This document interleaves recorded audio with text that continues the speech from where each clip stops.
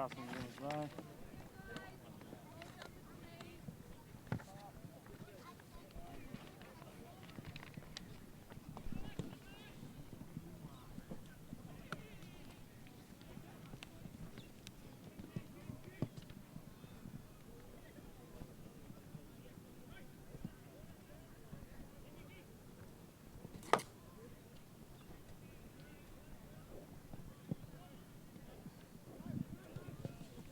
Don't miss the Wilson Security Black Diamond AFL this weekend. Entry to all games is free. Check out the game times and venues at bdafl.com.au. Black Diamond AFL and Prime 7, your local AFL team.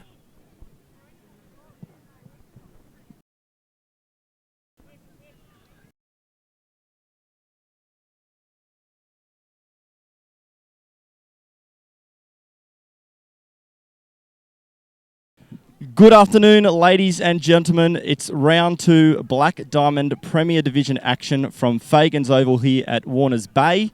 Terrific day of footy. We've seen a lot of women's action. Their inaugural gala day this morning, which was taken out by Newcastle City. Congratulations to them. But Premier Division action today will be Newcastle City coming off a big win last week against Cardiff. They're going to be taking on the home side, the Warners Bay Bulldogs, who went down at Nelson Bay last weekend. Few changes for the sides, 7 in and 7 out respectively for both teams, so different look sides. Big Doors will be out for Newcastle City, but they've got a few key ins as well, and the same with Warners Bay. They've had a late change. Chris Avery goes out with a corky, and number 5 Spinks will come in for the Warners Bay Bulldogs. My name is Ryan Webster. In the commentary team today is Gary Birkinshaw. He's just doing some admin work. He'll be with us shortly. It's important to thank our major sponsor, Wilson Security, who is Australia's largest and most innovative security provider, delivering a wide range of services to a diverse range of customers. For all your security needs, call Wilson Security on 1300 Wilson. Also important to thank Prime 7, Newcastle Herald, Star 104.5, BLK, the official apparel supplier to the Richmond Tigers and the Black Diamond League, Belmont 16-footers Sailing Club, GE Industrial Solutions, Sports Coast Trophy and Embroidery, Waratah Sports, and Subway Morisset open 7 days a week. Had a look at the ground earlier. Really good conditions here at Warners Bay. Pretty mild, quite a humid day, probably in the mid-20s. Ground's a little bit patchy in areas. Not too much of a breeze to speak of at the moment, so conditions pretty fair for both sides, you'd have to say early. Newcastle City, as mentioned earlier, coming off a really strong win last week against Cardiff. They started really quickly out of the blocks, jumped out to about a 6-goal lead early in the match, and were never headed in that match. Warners Bay were competitive in the first half. They were actually came out after half-time and looked pretty impressive, but the home side, the Nelson Bay Marlins, kicked away in the second half of that match. Not too far from a start here at Fagan's Oval for Premier Division Black Diamond Cup action. We'll be coming back to you shortly.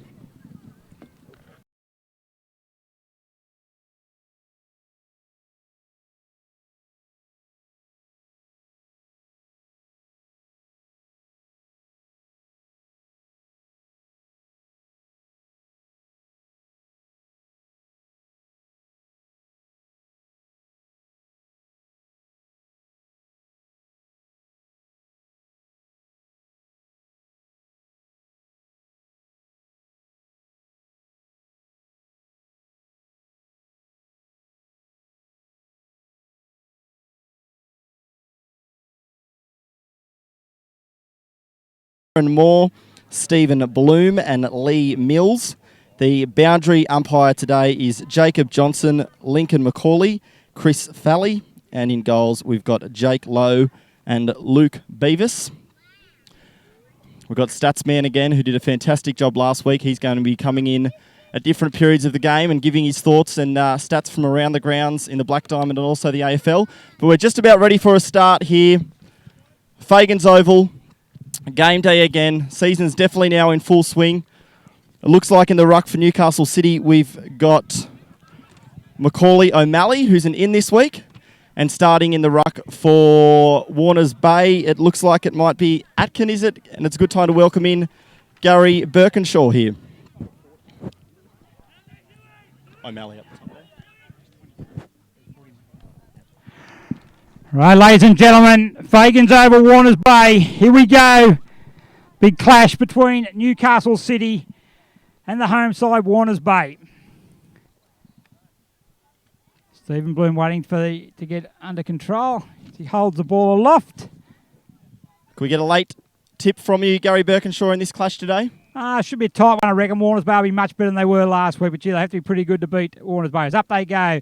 McCauley's in the ruck there, goes down, picked up there quickly that time by Warners Bay as it comes in, held up there, in there over the ball is McKern. And we're going to have a ball up. Right in the centre of the ground.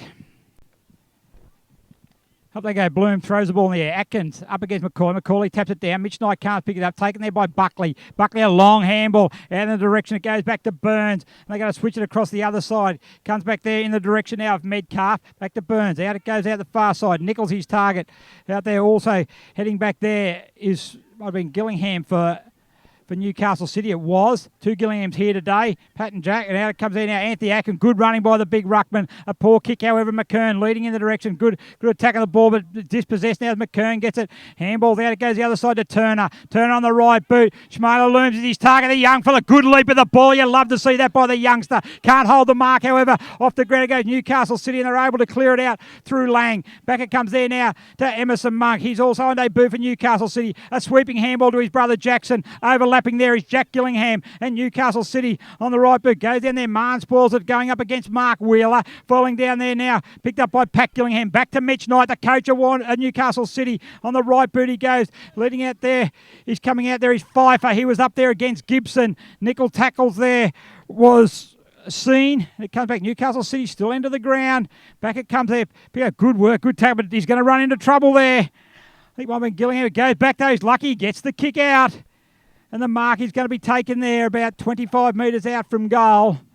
I think that down there is taken by Hamilton, and a good start by Newcastle City. Yeah, I thought you can tell straight away though Warners Bay are here to play.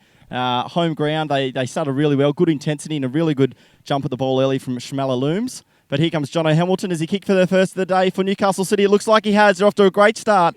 And they start the way they finished last week against Cardiff. Newcastle City kicked the first goal through Jono Hamilton and lead 1-0 to Warners Bay yet to score.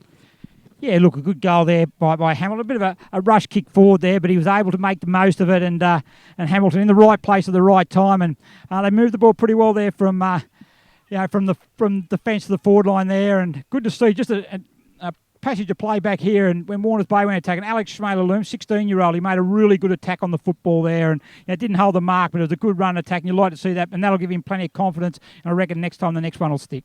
Important to mention, Gary, Jimmy Newburn plays his 150 today. Congratulations to Jim. Yeah, and also Matt Marn from Warners Bay, his 50th Black Diamond covers. Down it comes there. Roach brings the ball out. Here we go. Schmaler looms at the back there. It's going to fall there. Rawnsley takes a mark just as Hoff had a slip of the ball. So Rawnsley, good to see him back too. The veteran for Newcastle City, former premiership captain, as Byrne gets it on the right boot. It goes out of bounds on the full. And the free kick's going to go to Newcastle City's Jackson Monk. Subway Morissette once again providing the player of the match award, and last week Jackson Monk won on Sunday, so he certainly made a great return to the Black Diamond ASL. As Mark makes a spearing kick in there, looking for Haswell, doesn't reach him, however. Good front and centre by Emerson Monk, Jackson's brother, goes back there to Mitch Knight, fends one way, goes back the other, and a short kick leading in there as Marn chips in. A good work taken by Matt Marn, as we said, on his 50th Black Diamond Cup game today, and he was a very good player for Warners Bay last week, and he takes a timely mark across half back. Bartlam's a target there, a centre-half forward. Going up there, up against his Pat McMahon. He slips a hand up, comes down there to Mitch Knight, roving front and centre, gets it there. Josh Wheeler has two grabs at it.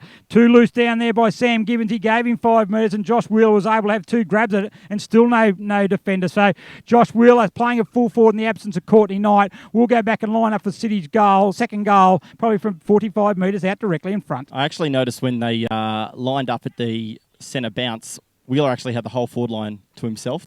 All the small forwards lined up at the 50-metre line, and Wheeler just had a heap of space to move into. That's clearly the plan they're going with today. As Wheeler comes in, bit of a hop, bit of a step, bit of a hop again, comes in, left boot strikes the ball. It looks pretty good, and it's straight through the middle. Goal Great number 2 stuff. to Newcastle City, and Josh Wheeler gets his first goal of the day, and it's a great start by the Blues. If there's one thing we know about Josh Wheeler, it's when he gets his confidence up and going. He's a aggressive player, wears his heart on his sleeve, but he's a really skillful player as well. Beautiful left-footed kick of the footy, and from 40 metres out, never looked like missing, Gary. Yeah, look, it's funny you mentioned there that he had the full forward line to his own. Is that because no one wanted to go near him, or what or that was a team play? You reckon? I think it's a good move from Mitch Knight. I mean, you don't want to be sitting back in the hole if you're a Warners Bay defender with Josh Wheeler coming up behind you at pace. So, pretty good ploy for mine. Let's see what they do this time. It looks like they've set up a bit more of a conventional forward line, but you see some of the Gibson and Aaron Seen pushing up and now running into the square. Aiken gets a tap down there, taken by McKern. Back to Buckley goes to Aiken. Probably should have got a free kick for that. Schindler goes in there. He falls on the ground, gets a quick handball, comes back in there, but Seen's living. Also is Marn for Warners Bay. Marn puts it on the foot and keeps it out in front of him towards the centre wing. He'll be happy to see it go over the line, although he keeps it in. But Baker says for Newcastle City, I'll take it over the sideline. Yeah, you just see again, we spoke about it against Nelson Bay. Atkin pretty much did the bulk of the ruck work for Warners Bay. You feel like they're going to have at least one or two other guys go through there today. I mean, it's hard enough to run through the whole game on your own, but against a quality opposition, it's going to be even tougher. It's probably one area, though, that I would have thought that with Jacob Dawes out and also Cameron Keys for Warners Bay, there's probably one area would think that Warners Bay should be able to dominate through there is Anthony Atkins, although in saying that, he's actually on his haunches. He copped the knock in that last ruck contest, and he looks in a bit of trouble there. He's in big strife. Down the other end of the ground, though, we've got Pat Gillingham. He's taking a mark, and he's going to line up and have the third shot on goal for Newcastle City, and we've only been gone 6 minutes. Yeah, it was actually a really good delivery from the big guy, Macaulay O'Malley, who's doing the ruck work at the moment. Coming in to kick a goal is Gillingham. On the way. Looks pretty good. Looks good. They've started well, Newcastle City. They've kicked 3 goals straight and lead by 18 points. Early stages, 6 minutes in. Premier Division footy coming to you from Fagan's Oval. Just a bit of a sideline, though, Ryan. Just a bit of a snap. So, when a bird's flying over and actually and does droppings on you, is that good luck? I couldn't tell you why has it just Well, happened? I'll tell you what, Statman's going to be in for a lot of luck because he's just there and he just landed on him there as he's doing it. He's doing our stats. So he's all right, though, the true professional that he is. He just shrugs it off and he's keep doing his work. It's going to take more than that to turn stats off his stats. He's a good man. Well done, Statman. But that was a bit of a hilarious start there for the day. It is. And back then. Back to the centre of the ground. It's going to be O'Malley doing the work well. It's been a pretty even contest in the centre of the ground so far. Away they go again. It's Atkin. That one goes out towards the wing. It's a bit muddy on that side. Newcastle City once again. This will go through Baker. He's on his right side for a left footer. Kicks out towards the half-forward flank. Jono Thompson runs it over the boundary line for a throw-in. Is that his left side for a left footer, or right side for a right footer, or right side for a left footer? Right side for a left footer. Nice, mate. Good, mate. Just can't put anything past you. It's very good. Anyway, it's out of bounds, half-forward flank. Newcastle City's into the ground. Have got off to a flyer. 7 minutes in, they already have 3 goals on the board. And they're leading by 18 points. As Bartlam goes in the ruck now, as Aiken, I think, has come off the ground, which is not good news for the Warners Bay to have the co-captain off so early. It comes in there, leading in the race of the ball this time. It's Edwards on the left boot of Cole. That's a great goal. That was Aaron Seen. Well, he made a great debut last week, and he's got on the board there straight away with the first goal on the board for Newcastle City for himself. But that's 4 for the Blues. Yeah, opportunist goal. He's a left footer, Aaron Seen, and that one came to his feet. He was on his opposite side. That's the wrong side for a left footer, Gary. Right, yeah. And he throws it on the right foot. That goes straight through, and they're out to 4 goals. It's a similar feeling to what we saw last week against the Hawks. Yeah, it's just one thing you look there against the Marlins as well on a Warners Bay perspective is that just being able to stop the run on that and even though we're only 8.5 minutes in the game, they certainly look flat. Warners Bay at the moment, sort of look the stuffing's been knocked out of them already, so they need to pick it up. There's a long way in this game still to go. So Bartlam's in the ruck as Atkins off the ground. He's up against O'Malley. And up they go. Bartlam, good knock there, although O'Malley wins it. Back it comes there now to Roach. Roach takes his tackle without the ball, and it's going to be a free kick. 2 Roaches out there. This is going to be Jake Roach, and they certainly need a big game from one of their big players, one of their star players. Alexander Luna, he's been moved up forward there. Aiken's gone to full forward, actually. It's going to go out there. Not the best kick there for Roach, but football all right there. Good work by Nickel. Coming out there quickly. Leading with him is Prentice. Can't get it there. Taken there nicely by McKern. On the right boot. Going back is Rawnsley. Back there also with him is Tim Hopper. Rawnsley takes it. And on the left boot he goes. Right up to the wing there. He's targeted out there. Back there in a solid mark. Taken by Andrew Wilmot. Didn't play last week. It's fantastic to see him back. He is one of the elite players in the competition. He goes there. A bit slipping at at the vital time there was Haswell, and a nice strong mark taken by Deverell. Yeah, two guys that didn't play last week, Rawnsley and Wilmot, just slotted in beautifully and don't look like they've missed a beat at all. Premiership players, fantastic players. Short quick goes there. Wilmot just right on cue. Punches the ball away from Buckley. Should be a free kick. It's going to go the way of Lachlan Deverell. One of the young players for Warners Bay.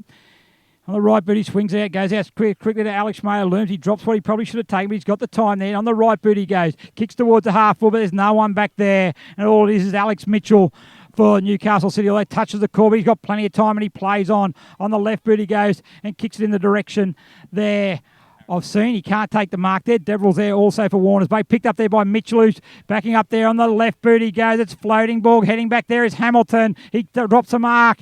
Gets a tackle dispossessed and goes to Pfeiffer. And Rowan Pfeiffer for Warners Bay. Gets it back to Deverell. Also dropped the mark he should have taken. But on the right boot he goes. And under poise, he's able to find Jeremy Buckley on a halfback flank. Yeah, just got to play tempo footy here, Warners Bay. Newcastle City look really slick when they got the ball. A couple of skill errors, but they've managed to hold possession, and they don't just want to bomb it away here. They end up doing it. Schindler's down there for the Bulldogs and takes a good grab. He was pretty good against Nelson Bay, Gary. On debut, the 16-year-old, and he showed real poise last week, and that was a fantastic grab. On the right, but he's looking on the lead there is Hoff. Going back there is Baker. Picked up there now, also that time by McKern. They got the numbers back there. Warners Bay. Schindler goes in. Again, he puts his head down. Well done by the youngster. McKern fumbles at the opportune time. McMahon doesn't. And nor does Jack Gillingham, and nor does Riley Lang. And Newcastle City, once again, their back line is a springboard of attack. It goes down there, looking there in that direction. That time was Edwards. He can't get it, however, and good work by the Bulldogs defence. They clear it again. And Alex Schmaler looms. Look, starting pretty good. He's moved to centre half forward. The target down there is Bartlam. He's up there with O'Malley. Good run and good spoil by O'Malley. Good play by both of them, but O'Malley spoils Bartlam. And the ball goes over the boundary line. Forward pocket. Warners Bay's end of the ground. But 11 minutes in, and they're currently trailing by 24 points. Probably the best passage of play there from the Bulldogs. You could see Schmaler looms. He moved up the ground, almost like a Travis Cloak kind of play.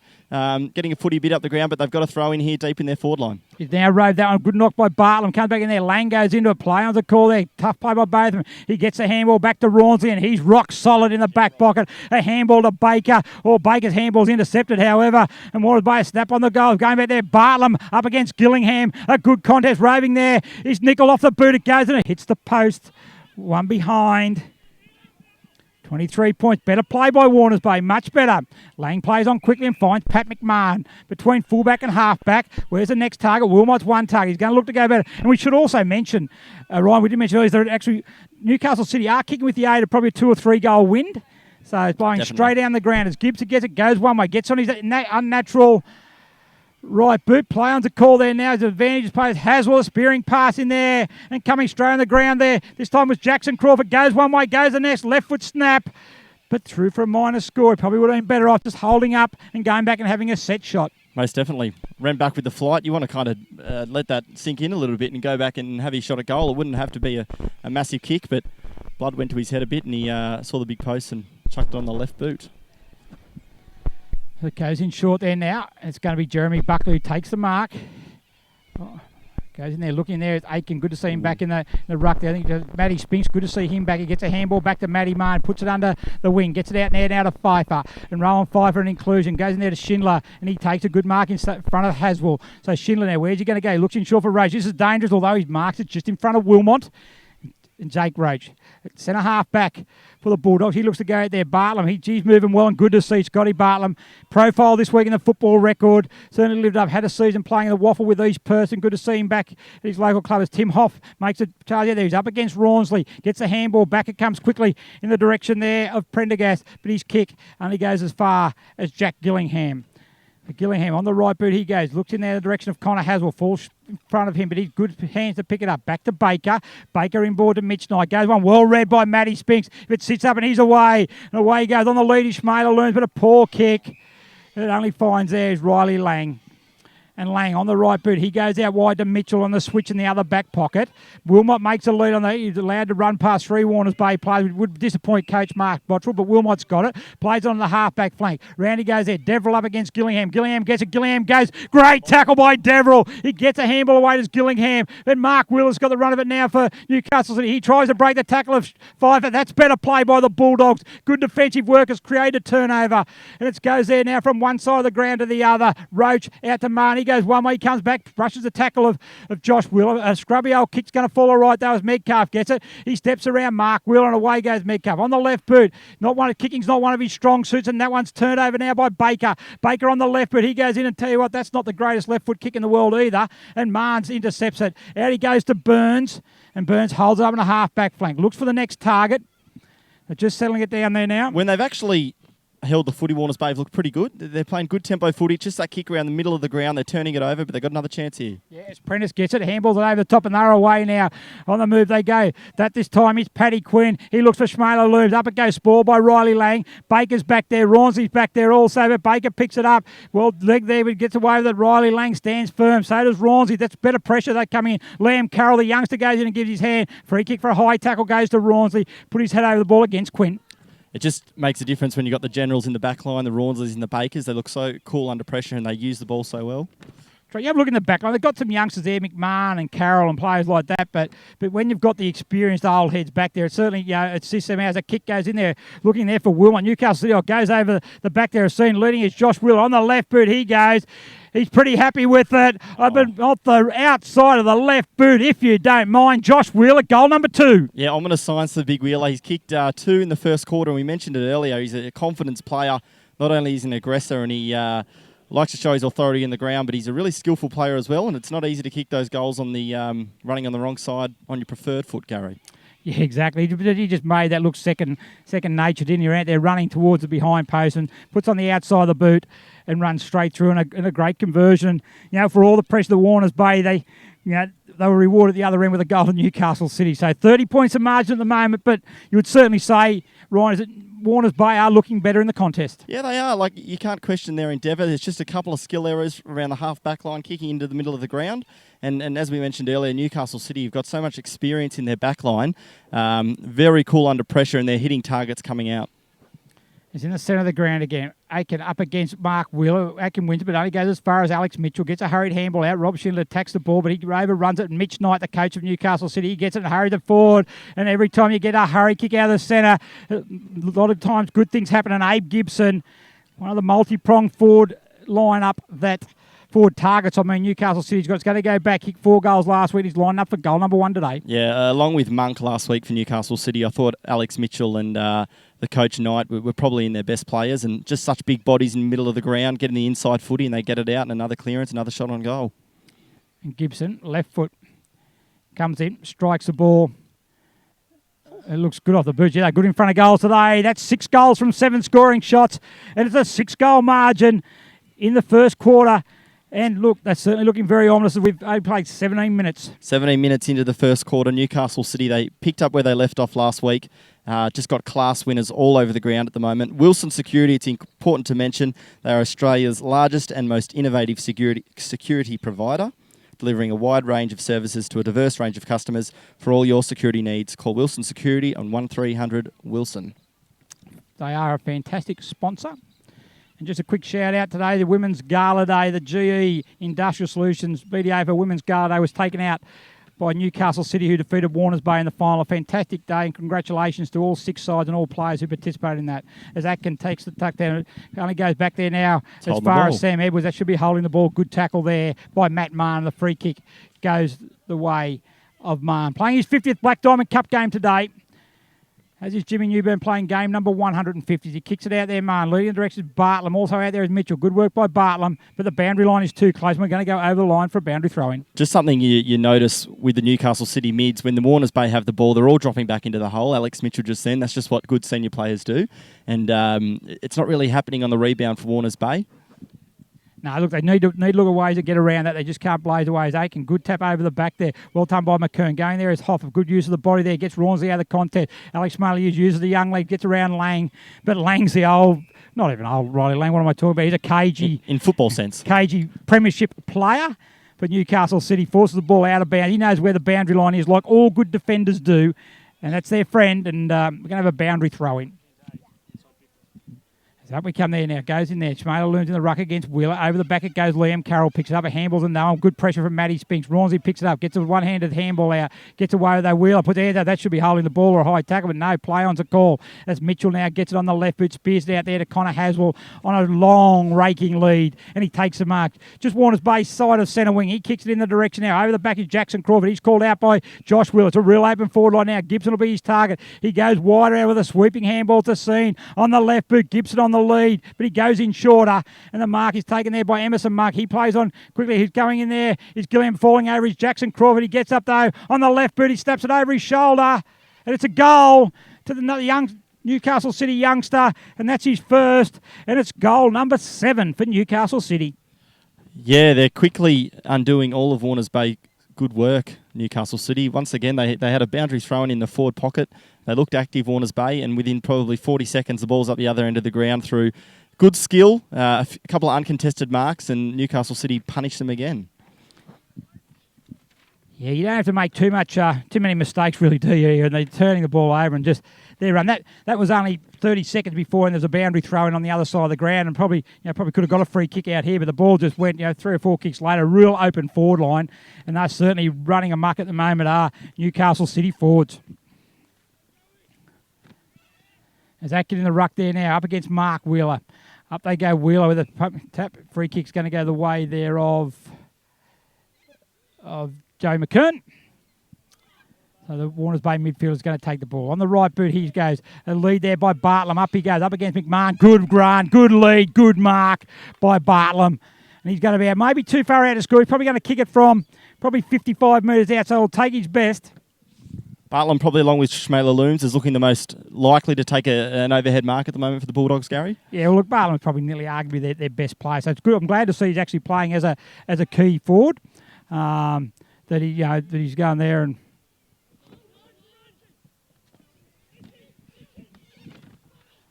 tackled there by Rawns. He goes back there to Baker. Baker handballs it off to Mitch Knight, and away they go.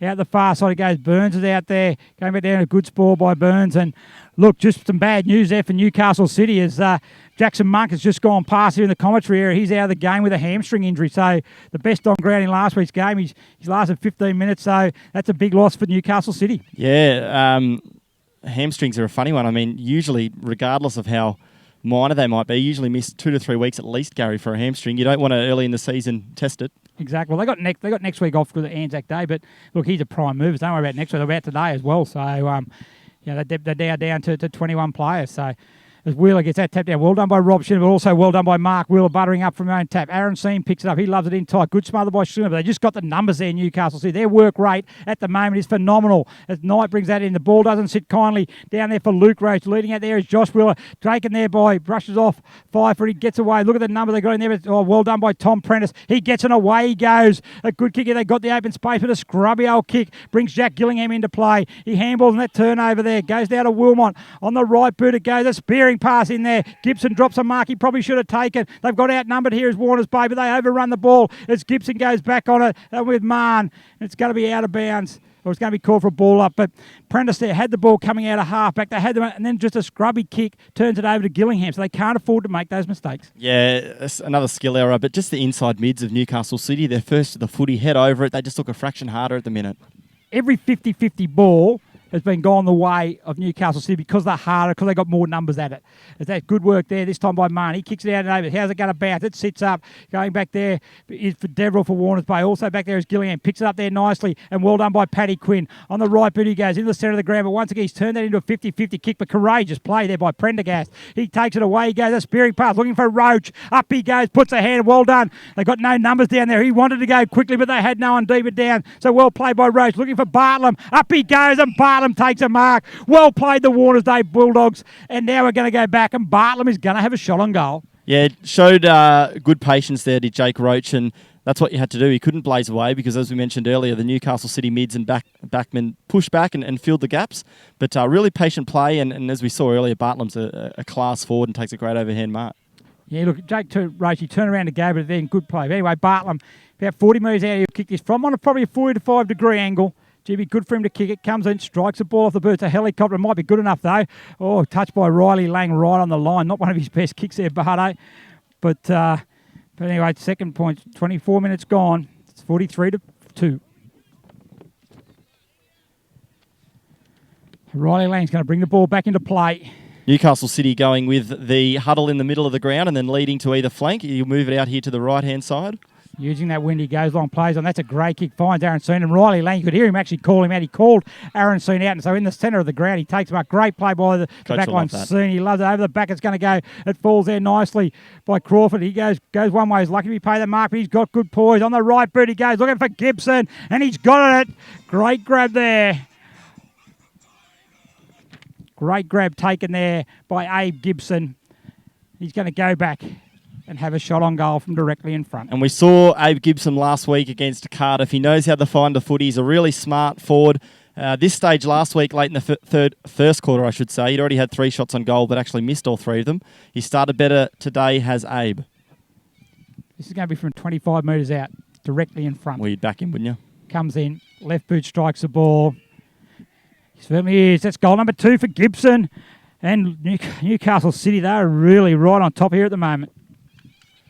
Yeah, it's just what good sides do. We mentioned it before, their inside midfielders are actually absolutely braining them around the stoppages and first to the footy, a little bit harder at it at this stage. Important to thank the sponsors, Prime 7, Newcastle Herald, Star 104.5, BLK, Belmont 16 Footers Sailing Club, GE Industrial Solutions, major sponsor of the Women's League, Sports Coast Trophy and Embroidery, Waratah Sports and Subway Morisset.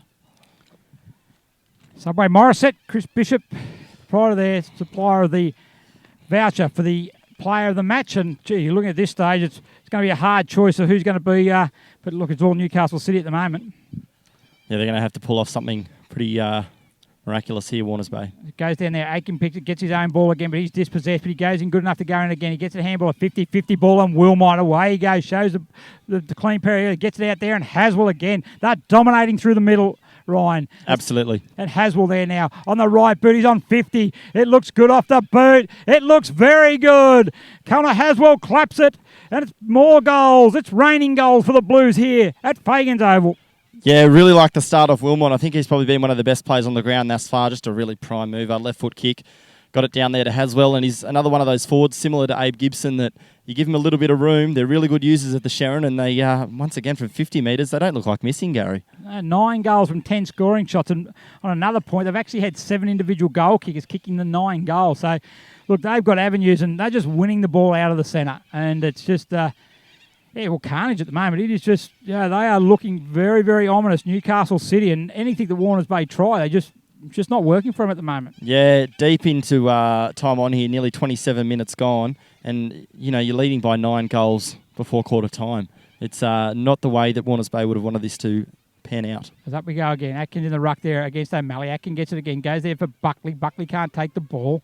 He's in there with that over. And look at that. That's just swarming work by. Gee, they're hard at it. And you get that. Picking up players like Aaron Soon and like Jackson Monk's not there. He's gone for the day. But Aaron Soon, he just loves getting in there. And there he goes again. He's like his head over the ball. He's just like a terrier in there. And it goes in there. Matt Spinks puts it out. That's good desperation. That's good from the Warners Bay midfield. But they just get it back to Emerson Monk. Gets a handball out there. Can't take there by Crawford. Prentice under pressure. Gets a kick forward. Emerson Monk, however, he's got it away. He goes. Good pace shown by the youngster. On the right boot, he goes down there. Marn goes. But it's over the back of Gillingham. Also down there is Haswell, and the ball is out of bounds for a boundary throw. And they've just got, not only are they dominating through the midfield, they've got a multi-pronged forward attack.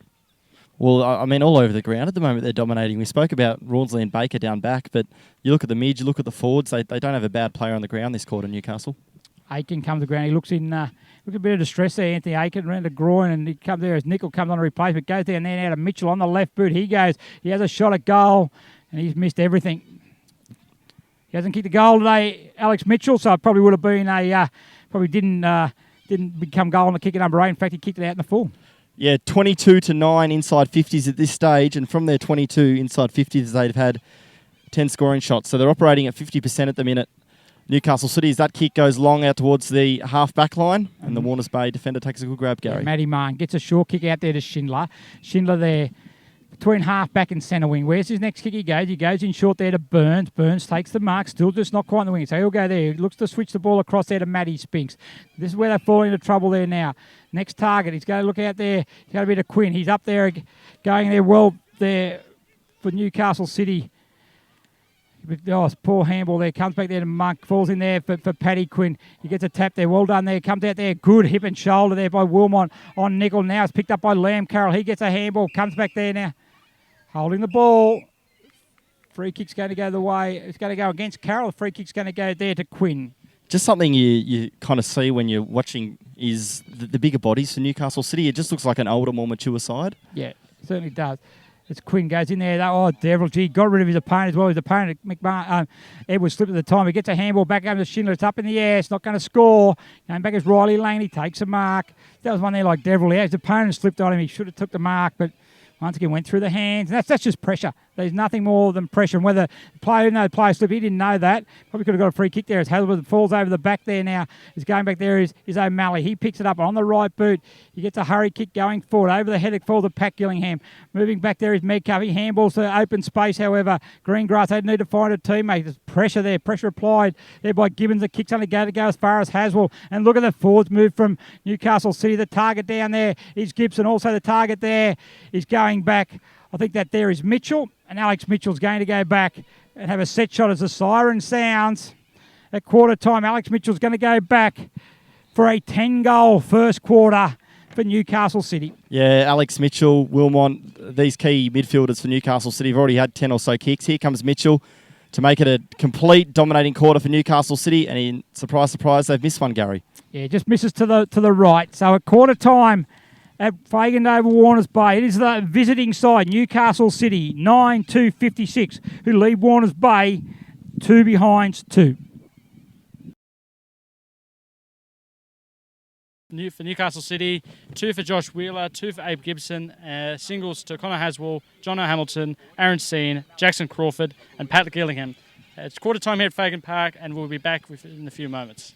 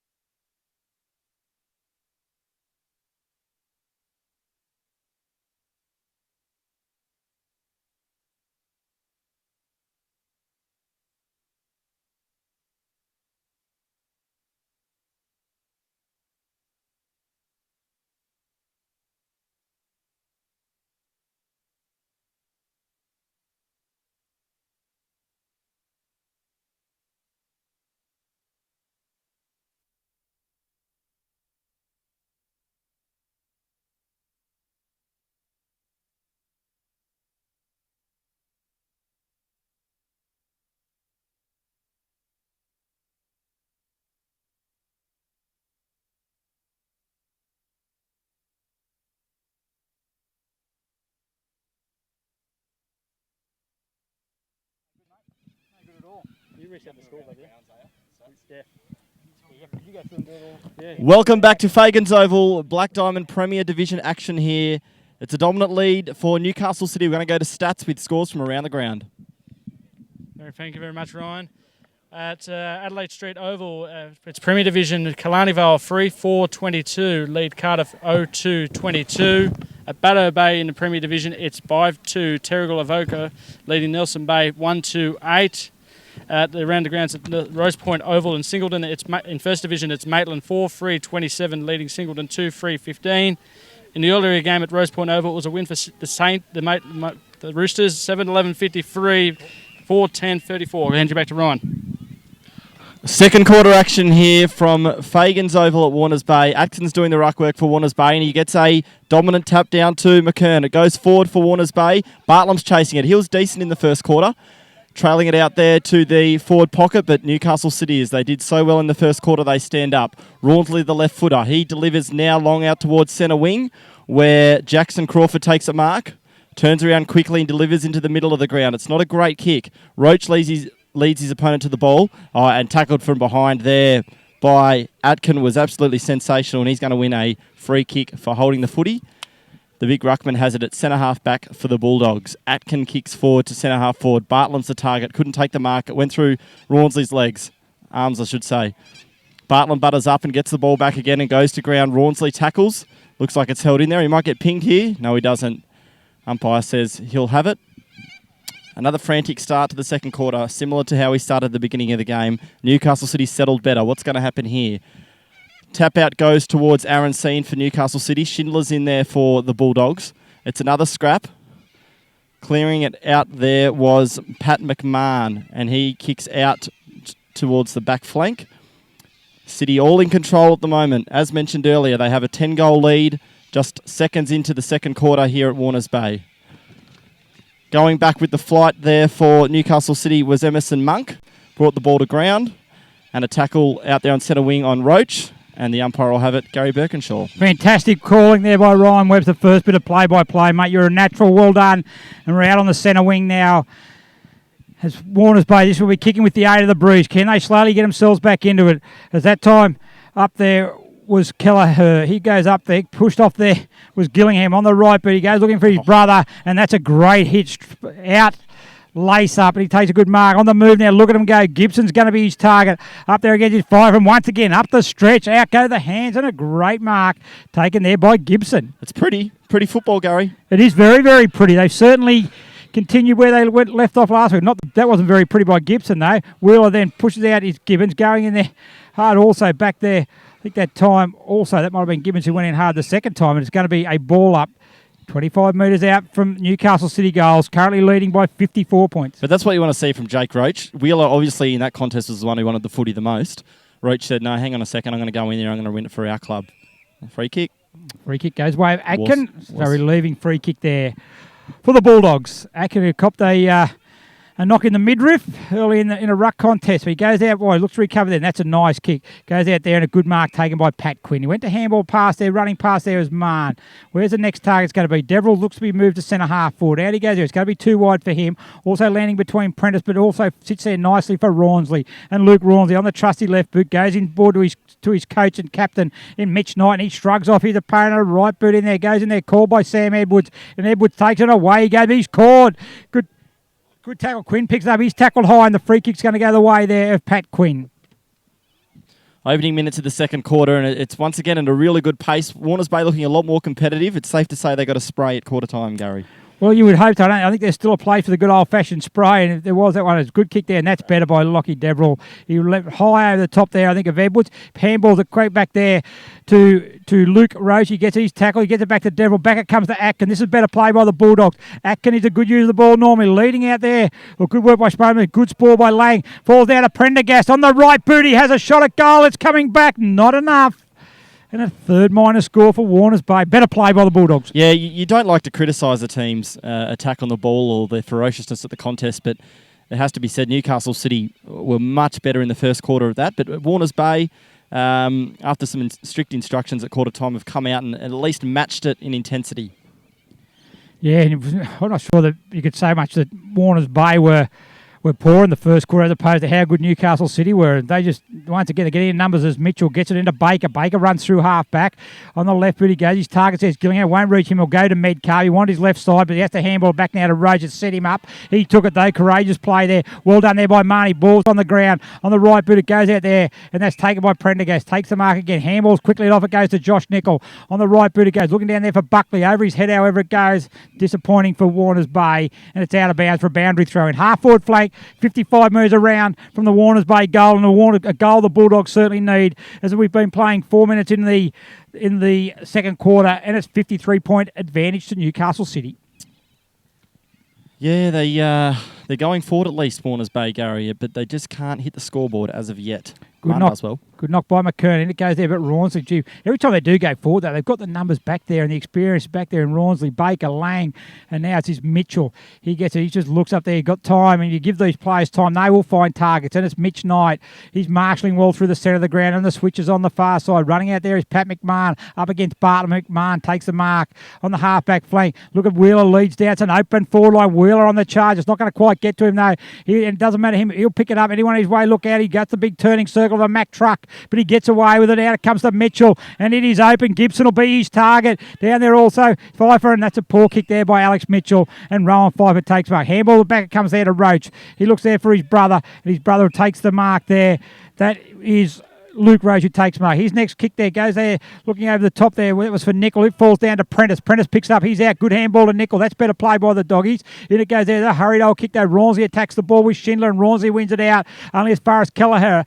That's an ugly looking kick, but it might work out all right. But Marn's back there, going back these routes. They spoil each other, and good work by Sam Edwards, because the Newcastle City forward, he made the contest, and he goes there, rushes off the tackle there. That time, I think that might have been Deverell. He's able to hold him up, but a free kick there goes. The back line, it's going to go there to Carroll for Newcastle City. So Carroll there, he'll switches it right out, comes to Mitchell. Mitchell certainly carrying on from where he left off last week. He goes in short there looking for Rawnsley. Going there is Deverell. Good attack on the football, Lockie Deverell. And on the centre wing, the ball is out of bounds for a boundary throw-in. Yeah, it looks like pretty much everywhere around the ground, Warners Bay are probably giving away 10 kilos to some of these Newcastle City forwards, but you can't question their endeavour. They're throwing themselves at the contest. It's just game experience and a little bit of class at the moment that's winning out. Kelleher gets a tap down to Baker, and Baker brushes the tackle, and away he goes again. Once again, his disposal probably lets him down, but he'll get away with that. It's taken in nicely by Edwards. He looks quite a smart mover as well. It goes back there to Hazel. Should have got a free kick against Burns. Play on's a call. Roach looks to go through, misses the man. It goes back to Burns. Back it comes to Roach now. Roach goes there against Edwards. And he goes back there, a good spoil there, coming back from Prendergast. They've got the numbers there. Goes to Nicol. Nicol gets on the right, but he goes right across the ground there, looking out there for Paddy Quinn. Up he goes, but good mark taken by Jack Gillingham. And a newcomer, he goes there, gets a right foot kick. It comes there now in Jackson Crawford. Jackson Crawford plays on quickly, turns it into Pat Gillingham up against Marn. Both hold their feet there. Good contest, one-on-one there. Gillingham goes to ground. Marn goes to ground with him, holds the ball in, and we'll have a ball up on the half-forward flank. No, play on's a call. Goes back there to Crawford. Handball over the top. It comes to Wilmot. And Wilmot on the right, but he's tackled. He dispossessed the ball by Roach. In the square it goes. Haswell with a set. No mark. Play on's a call on the ground. Haswell the first to recover on the left boot. What a classy finish by a classy footballer. I thought Haswell almost could have been paid the mark then. He had a couple of bites at the cherry, but came down to ground and he just swung to his left foot. He's a classy footballer, Connor Haswell. We said that last week. Only 6 minutes gone here in the second quarter at Fagan's Oval, and it's Newcastle City 10-2, 62. They're leading Warners Bay 0 goals, 3 behinds, 3 points. Gary Birkinshaw. Yeah, look, we spoke about Connor Haswell last week. He was pretty impressive last week. He was a rising, I think he was a run-up at our Rising Star last year. He was going to go down and try and play with maybe with the Sydney Swans Academy, play for St George, but he opted to come back and look, and that is Newcastle City in the Black Diamond AFL's game, that is for sure, because he's improved out of sight every game he plays, and look, he just fits in smoothly, and he's probably one of the prime movers of the Newcastle City forward line now as we're back in the middle. Aiken in the ruck against Kelleher. Kelleher gets a knock down to Sam Edwards, and you talk about impressive players. Anyway, he's been really, really impressive in his first game also for Newcastle City, and look, very well built, and he plays up forward, and he's just another one of the in and under players. Atkin gets it out there to Roach. He gives a good quick don't argue to Emerson Monk. So Roach on the right boot, he goes, but Rawnsley's back there. Speaking about blokes who just fit in seamlessly, he looks as a Mr. Beat, Luke Rawnsley in the off-season. He goes back there now with Deverell, and they both go to ground, and it'll be a ball up. Yeah, and I was just looking in the midfield. It's surprising, or not really surprising actually, how many Blues can actually go through the midfield.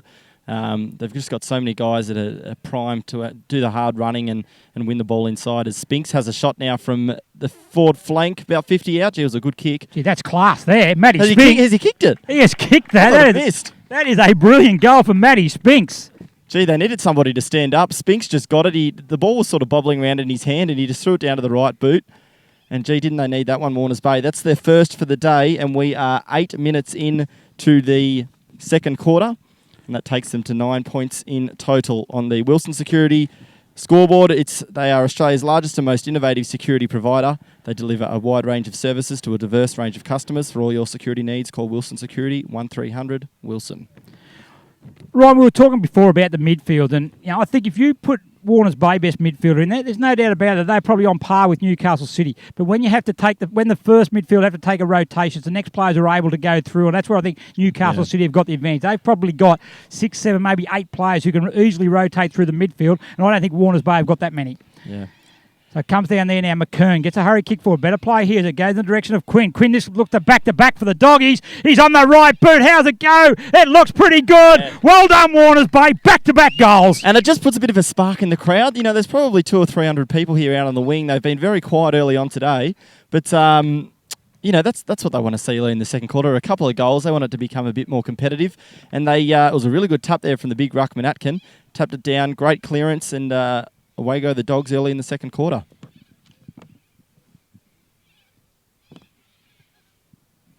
Mentioned before, Gary, how they've got so many players that can go through the midfield. And that's even with one of their gun players, Jackson Monk, who, if you're just tuning in, went out with a hamstring injury in the first quarter. But it hasn't seemed to damage their midfield stocks in Newcastle City. Good to see Warners Bay. They've kicked the last 2 goals here at Fagan's Oval, as it looks to be getting a little bit more cloudy, but still pretty warm. Zubber comes back in the middle again. Atkin taps out. This is better McKern again. Oh, gee, didn't quite sit for him. Goes in by Spinks. He sparked it all with that magnificent goal from the boundary. And that 2 goals back to back has certainly given that bit of pep now, hasn't it? They look pretty good. They were down the dumps for a while. Their heads are down, but now they're up and about and looking probably. If you had to say probably a negative against Warners Bay, is probably that they do fluctuate their body language, and that fluctuates from high to low, but it bounces there. It could be up again in a minute. It goes back to Riley Lang. He drops the ball, should sit there for Warners Bay. 2 Newcastle City players spoil themselves. A handball comes back out there now. Ducking the head was Quinn, the last goal kicker. He dispossessed the ball, falls down, picked up again, and Quinn is there also. Also in there is Spinks. Spinks got it, goes one way, goes another. Play-ons are calls. He's tackled. We're going to have a ball up 25 metres out from Warners Bay. Better play by the Doggies. Yeah, a few players kind of throwing their arms around there looking for a free kick, but I thought that was really well umpired. They let the game go. There wasn't any infringements. Another ball up, attacking side for Warners Bay. Ismail Looms goes up. He gets the tap there. Comes back there now to Bartlam on the right boot. He goes. He snaps it across the body. How is it?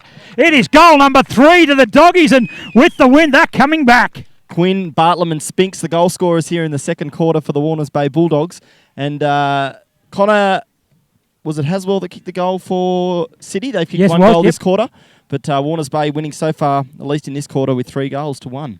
Yeah, once again, that is the good play. Just through good play, good perseverance, and really making the most of their opportunities up forward. And that was a great finish there by Scott Bartlam. And as we mentioned before, it just gives them that little bit of encouragement. They keep going. If they can get the next goal, they just keep chipping away at it. And there's no way knowing that they're giving this game up as yet. And it'll be interesting to see what Newcastle City, how they respond there. They may have been getting a little bit complacent, but things will change now. Yeah, you can almost see, they needed someone to stand up, and it's almost the smallest guy on their side, young Spinks, throwing his body at the ball, head over the footy, and that's where they were beaten in the first quarter, and he's really lifted, and you can see his senior players around him are lifting as well. Yeah, they certainly are.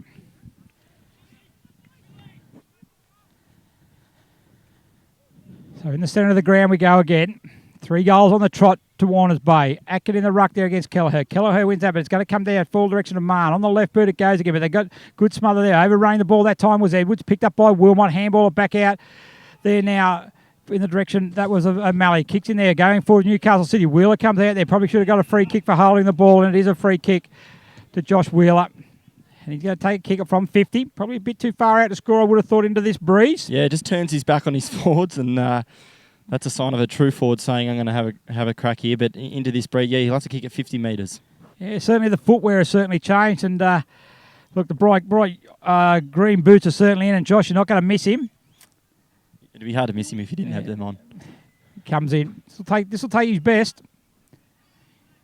The right boot, he kicks it. That is a pretty good kick. That might be his best. That is his best. That is a great kick, Josh Wheeler. Goal number 3 and a good response for the Newcastle City Blues. That's as good a kick for goal as you will see anywhere in any competition in Australia. That is a beautiful left-footed drop punt into the breeze. Gee, he knew his distance. It carried by probably 2 metres and cancels out a little bit of the good work from the Warners Bay Bulldogs. It's just a settler for Newcastle City and for Wheeler. Yeah, good goal. Goal number 3. Certainly been a good target in front of the sticks for the Blues. Looks good up forward, doesn't he? He does look good up forward, yep. And in the absence of Courtney Knight, their prolific goal scorer, he slotted in there nicely. And their forward line, you're looking there now, you've got Wheeler and Gibson are deep across half forward. You got Hamilton, you got Gillingham, you got Haswell, Monk's there also. So they've got plenty of talent there. As Atkin wins a tap down again, Knight losing the race ball, but although Buckley gets in there first, he's a high tackle. He's going to get a free kick there, Jeremy Buckley. I got one around the eye region, and he's going to go back in the centre square. Can't afford to fluctuate here, Warners Bay. They've got to stand up these senior players. Buckley's done well. Kicks out there to the wing. I thought it was to Schindler, but he's gone further. And finds Quinn. So Paddy Quinn on the half-forward flanks. Long way out from goal. 2 kicks from goal. He goes in the direction down there, leading out there. Schmalin won't get that far, though, and Rawnsley take the marks. And met pretty crudely by Deverell, but he gets up, plays on out the other side, straight to Haswell. Lang keeps running for him. He doesn't use him, however. He wants to go more through the centre of the ground. Well, now he looks to go back on the other side and find Rawnsley. So Luke Rawnsley in the other back pocket. They go back there now and just sharing the ball around. Comes back down to Lang. Lang gets it and he'll run through full back. Kicks it off one step. It's going to work out all right, though.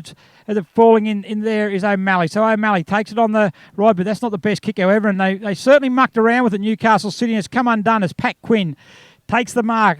Right on 50. Looks for a short pass to Bartlam and good work and a good mark and well played, Warners Bay. Young Quing's doing well out on that left forward flank. He kicked a goal earlier this quarter and cut off a good springboard attack there from Newcastle City. Delivered well, and it's probably the first time that a Bulldog's been free inside 50. So Bartlam, last goal kicker for Warners Bay. Can he make it his second goal for the quarter and the 4th goal? And a good reply for Warners Bay. Bartlam comes in. Skipper of the club. This is a much-needed goal if they're going to push Newcastle City today. He's directly in front. It's a bit of a wobbler, a helicopter, but it goes straight through the middle. It's the 4th in total for Warners Bay. And a really good reply to Wheeler's last goal for City, Gary. Yeah, look, good play. Good reward for Warners Bay. Again, that's their 4th goal for the quarter as opposed to 2 for Newcastle City. So, look, they're winning this quarter at the moment, and that's when you're 9 goals down at quarter time. That can be your only target, is to win each quarter from here on in. They've done that here. We've been playing, nearly 17 minutes of this, the second quarter. So, look, you can go into a half-time break. The last probably 6 or 7 minutes of this quarter is very important for the Bulldogs. They keep there. They maybe kick another goal, and all of a sudden they go into that half-time break with that bit of positive, attitude and with the heads up and thinking, well, hang on, for another good quarter like that, and we're right in this in the last quarter. Spot on. It's up they go again. Atkin, he's jumping over the top of Kelleher now as Knight goes back in there. He's all of a sudden dispossessed, and all of a sudden it's Newcastle City who are under pressure as Deverell's going to pick it up, and the Dogs are going to go into attack again as Deverell on the lead, looking for Schmaler Looms there, but Riley Lang, too experienced, too strong. That's just a strength issue there. They were side by side, but Lang just with a bigger body was able to edge the youngster out, and that's something that Schmaler Looms, he'll get better with as he gets older. Seen had it out on centre wing. He kicked it inboard to Haswell. He beats a tackler and gives a long loopy handball over the top. And that looks like out there... Jack Gillingham. Gillingham will bring it into half forward, and there finds his brother in Pat Gillingham. Done that a few times, the brothers. Yeah, they obviously brought up from their Port Macquarie days, and Jack Gillingham actually played for Warners Bay. Oh, gee, probably thought he played on there. But I like that call. No, I probably disagree, but anyway, that's okay. Going in there over the top, there was Carroll, gets into Wheeler. Wheeler handball over the top, but this is going to fall now for Crawford. He's tackled there by Marn. He's dispossessed, and well done there. That is a good call, and that is Matt Marn. Good work by the Doggies, and the crowd loved it up here on the hill. Yeah, no, fair enough. It's a new interpretation this year. It was pretty quick. Roach takes a mark on half-back flank. Abe Gibson stands the mark. Gee, they'd love one dearly here, Warners Bay, going into half-time. Bartlam leads well and takes a good grab on centre wing. Where's his option? Who's he got up forward? Oh, it's a poor kick. That's out on the full. Yeah, I don't think the bloke in the front row in his deck chair was the option. No. But anyway, it's disappointing, but they're certainly playing much better, Warners Bay. It's on the half-back flank. Gives them plenty of time there to man up as we approach time on in the second quarter. It was a 9-0 first quarter that has set Newcastle City on their path today as Rawnsley brings in the centre of the ground. Buckley's there, Knight is there. Over the top is Mitch Knight, and he takes a good grab. He'll look to go on the far side of the ground. Out there is Haswell. Also there is Crawford, but Crawford will lay a shepherd as Haswell goes on there. On the right boot he goes. Schindler tries to take the tackle, but he avoids that tackle. Looks in there for Emerson Monk, but taken there by Matt Mahon. And Mahon takes the mark at centre half back. Once again, been another good performer. Mahon, after a good game last week against Nelson Bay, goes to Quinn. He drops what he should have taken. He's got plenty of time, however. He goes 1-1. Now he has to get back on the left. Good pressure by Wilmot. He's certainly under real pressure now. It goes back to Burns. Burns taps it over there to Prentice. Prentice back to Quinn. Well done there now. Left-handed handball, but good perseverance by Crawford. Has turned the ball over, and he handballed it to Rawnsley. Back it comes there now in the direction of Gillingham. He goes there to another Gillingham. Over the back it goes to Pat Gillingham. Gets it. A hurry kick on the outside of his right boot. Gibson's in there. Well done, Rowan Pfeiffer. And Rowan Pfeiffer, the Doggies defender, gets out there, and good play. And Josh Nicol on the wing. Josh Nicol looks in there to Bartlam. He's certainly looking pretty good at centre half forward. A much better structure with Bartlam as their target. But the ball just too close to the boundary line. We'll have a boundary throw in. Centre wing. 19 minutes gone here at Fagans Oval. Newcastle City 11-2-68, leading Warners Bay 4-3-27. Wheeler gets a tap down there. That's Mark Wheeler. Goes there to Liam Carroll. Amble out in the direction there, but picked up by Spinks. He's tackled there by Knight. Spinks has been good in his first game back. Missed the majority of last year, or played the majority last year, pretty poorly, but even by his own standards, though he had a groin injury. So it's good to see him back in action, because he certainly is a prime mover for Warners Bay. And in 2013, he actually played in the Sydney Swans Reserves NEFL Grand Final side. So I think they actually won the premiership. So, if they can get back to that form, that's certainly going to be a benefit to Warners Bay. As Pfeiffer leads Gibson up. Goes at the back now, is Burns. He's on the wrong side. He's tackled there. Luke Roach gets a handball he can't take. He goes back again, though, for a second grab. But Mitch Knight picks up hurriedly on the boot. They got numbers going to fall luckily out there as to Crawford. Well done there by Jake Roach. He gets it, brushes off his younger opponent. Gets a hurry kick in there. Shmaila Looms got it. Good hands. Well done by the youngster. Up against Riley Lang. He got there out in the hands under pressure, and that mark will give him confidence. Hopefully now he'll go back and kick the goal. Yeah, he's been active, Shmaila Looms. He hasn't been able to take a grab with those gloves. He was active in the first quarter. I really like his work rate as well. He's been getting a lot of kicks, laying some tackles up the ground. But this is what he's in the side to do. He needs to kick a goal for Warners Bay so they can go into half-time on a positive note. Yeah, one of the talent. They've got a few talented kids out there. They've got 2 16-year-olds. They've got a few in the wings as well who they will no doubt play senior football at some stage. But anyway, Shmaila Looms goes back 2 steps. Off the right boot it goes, but on the narrow side. Didn't have much of a run up there on that. He just sort of leant back a little bit, missed it, and threw for a behind. A bit like Nick Davis used to do that, walk in. He was accurate though, Nick. Yeah. 4-4-28 to 11-2-68. So accurate kicking. So you look at that, it's actually 8 scoring shots to what is that? That's 13. He Mass needs a little bit of work. But Spinks kicks it back into the middle of the ground again. Bartlam's there. No, it but goes back there. Also in there, I think that there might be, is it Medcalf? No, it's not Metcalf. He's down in defensive line. I'll wait for him to turn around. And it's going to go Joey McKern. Joey McKern, the midfielder, took a good grab there. They were probably taken by surprise a little bit, Newcastle City. They hadn't quite reset after their kicking. So Joey McKern, he's been active through the midfield today. Kicking's not his strong suit though, okay. right? But we'll see how he goes. It's important that he converts. He does there. Looks good nice. Off the boot. He puts a fist in the air. Well done, Warners Bay. And that's a good goal there. And once again, there's perseverance. If you can get that ball quickly, no matter which team you are, if you can get the ball quickly into the forward line, it's certainly going to increase your opportunities of scoring goals. Yeah, I think he heard you then, Gary. Joey McKern, he just went back. It was an awkward sort of drop of the footy. It was the old school, just two-handed drop it from about 8 foot in the air, but hit his boot nicely. That's all that matters. Brett Kirk was a good example. He played 700 games and had a shocking kick. Yeah, exactly. And there you go. They're on the board. Look, good result here, mate. 5 goals to this quarter to 2 goals, 2 straight. So they certainly really was all been Warners Bay. But in saying that, they are kicking with the wind. We did mention that in the first quarter. I'm not sure it was a 9-goal wind, but it's certainly the Brews, and Warners Bay are certainly making the most of it now. And look, once again, we've probably got couple more minutes, 2 or 3 minutes till half time. Gee, it'd be good for the Bulldogs to get another one. Spinks again gets let. Yeah, well done. Good work there against Haswell. Free kick goes the way of Matty Spinks. Thought he's been one of the better players for Warners Bay, Spinks, in the second quarter. He's going to kick long, drive it into the middle of the ground, and why wouldn't you? Bartlam's there. So is Newcastle City defenders. They punch it away.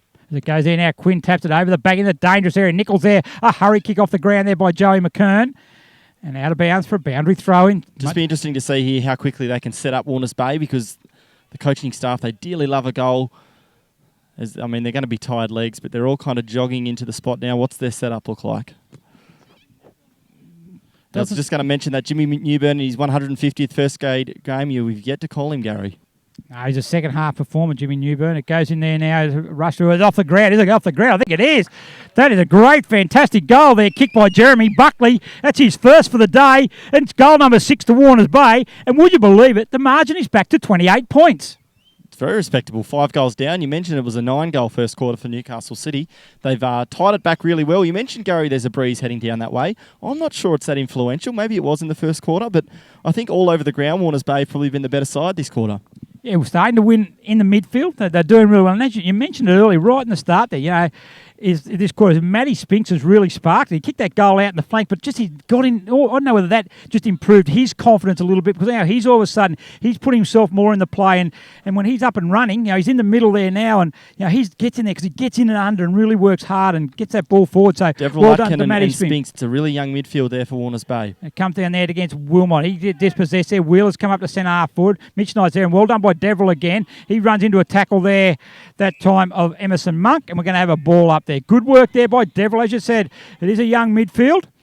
But hats off to them, because they needed to step up, and Warners Bay coaching staff have put the young guys in there, and they've done well. Yeah, good there, Knight. Good tackle by Roach as well. They're starting to win the contact at the moment also, as it goes back there to Prendergast. He gets a handball out to Schindler, and away they go again. And that man Spinks on the left boot he goes. Can he find a target over the back there? It falls nicely for Nickel. On the right boot he goes. He snaps a goal. Oh, just to the right and through for a minor score. Gee, they would have loved that. Yeah, and he had more time than he thought. It's that perceived pressure of Newcastle City. Yeah. You think, gee, someone's going to be right on my hammer. He probably could have straightened up and kicked a drop punt. It wasn't the best looking kick. Newcastle City, he will go with that familiar huddle set up in the middle of the forward 50.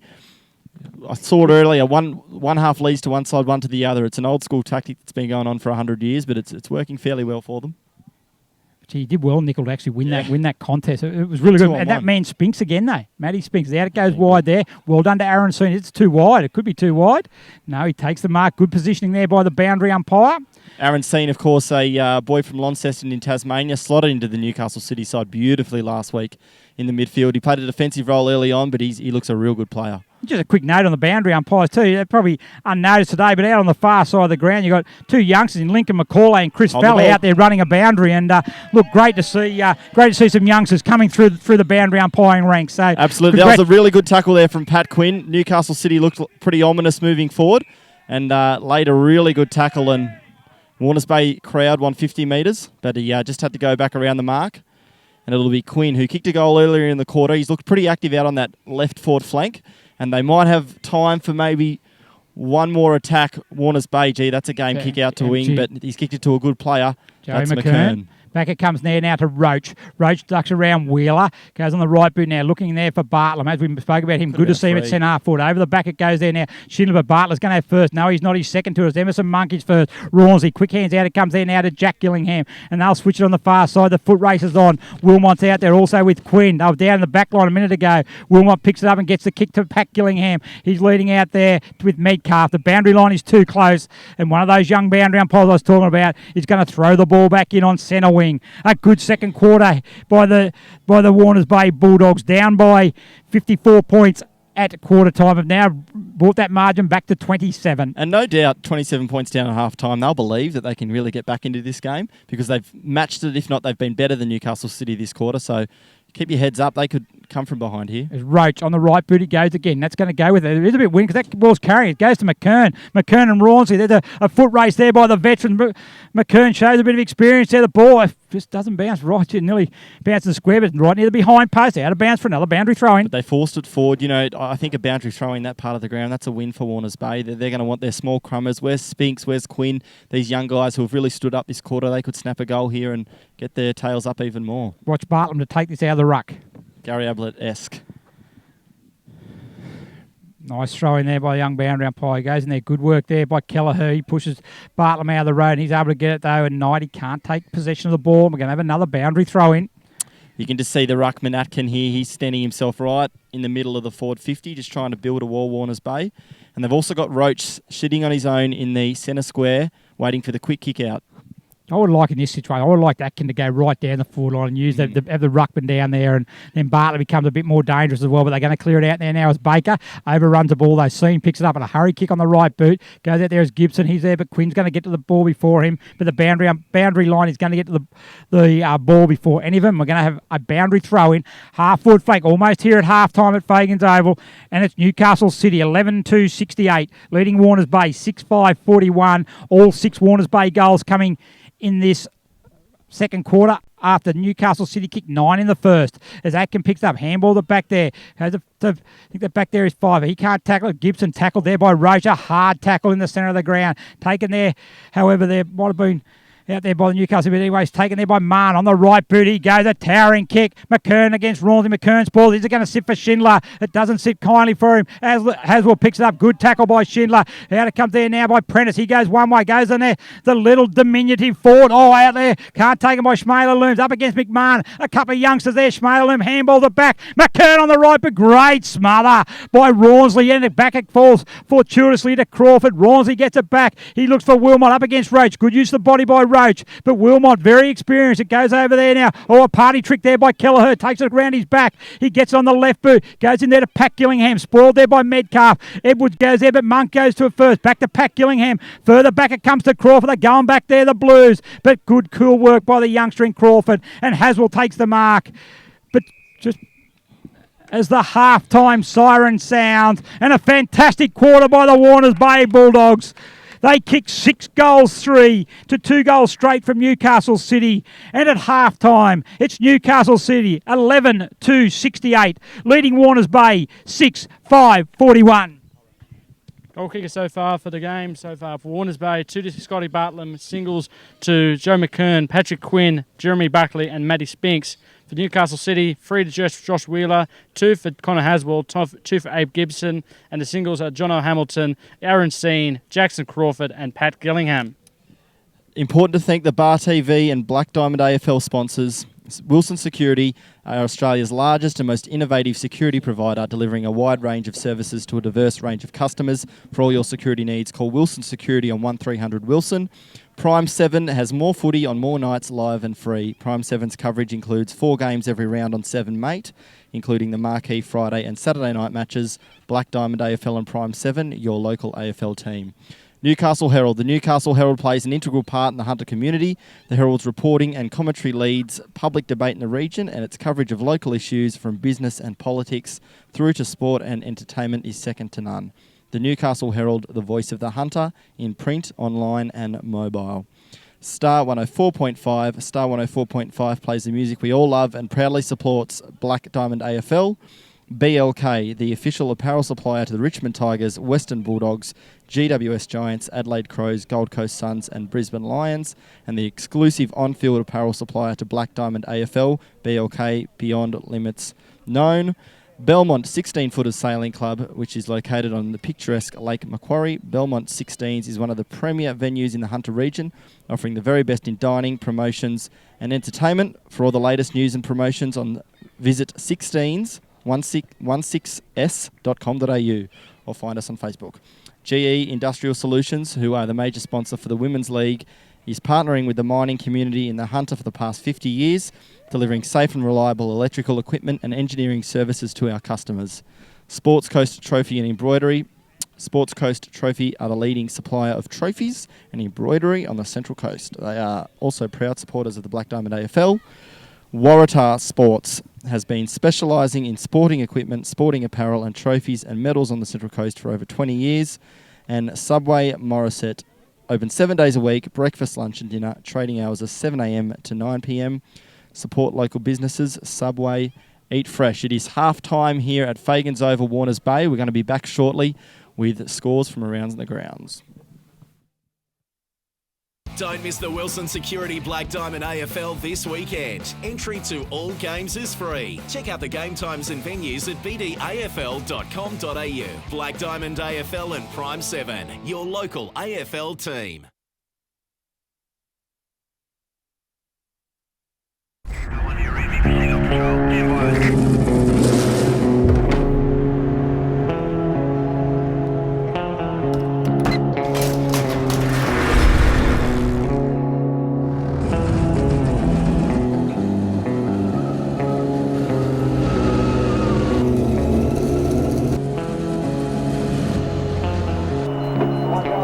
car 33, proceed to level 2, check on its service.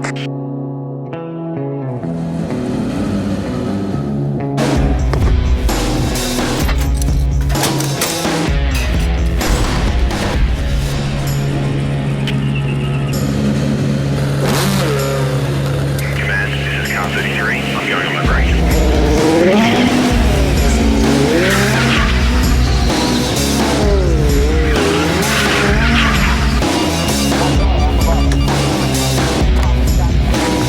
We have a visual.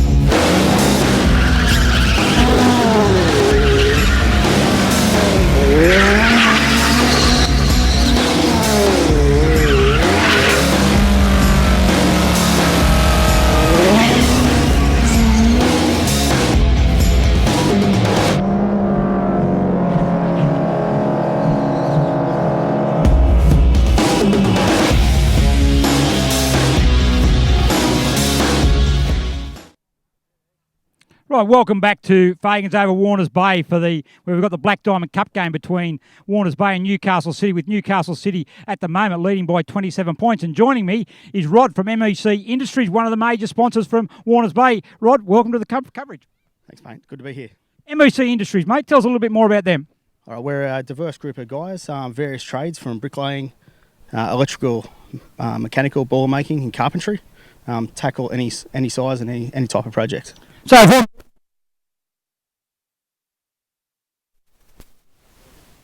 Management, estimating right through to the build. beautiful, mate. Now, Warners Bay, you're involved with Warners Bay as a sponsor. How are you finding the club? Oh, mate, they're a good community-based club. We've been involved in a few days now, and it's been really good. So, enjoying being down here for the day. You would have been a bit worried after that first quarter. They wasn't real flash. Yeah, lucky there's a couple of quarters here, mate. They'll come back. They'll be nice and strong. Yeah, very good there in the second quarter. So look, Rod, MEC Industries, how do we get in touch with you? Check out our website, mecindustries.com.au, or our Facebook page, MEC Industries. So, by all means, there's contacts on the website. Beautiful, Rod.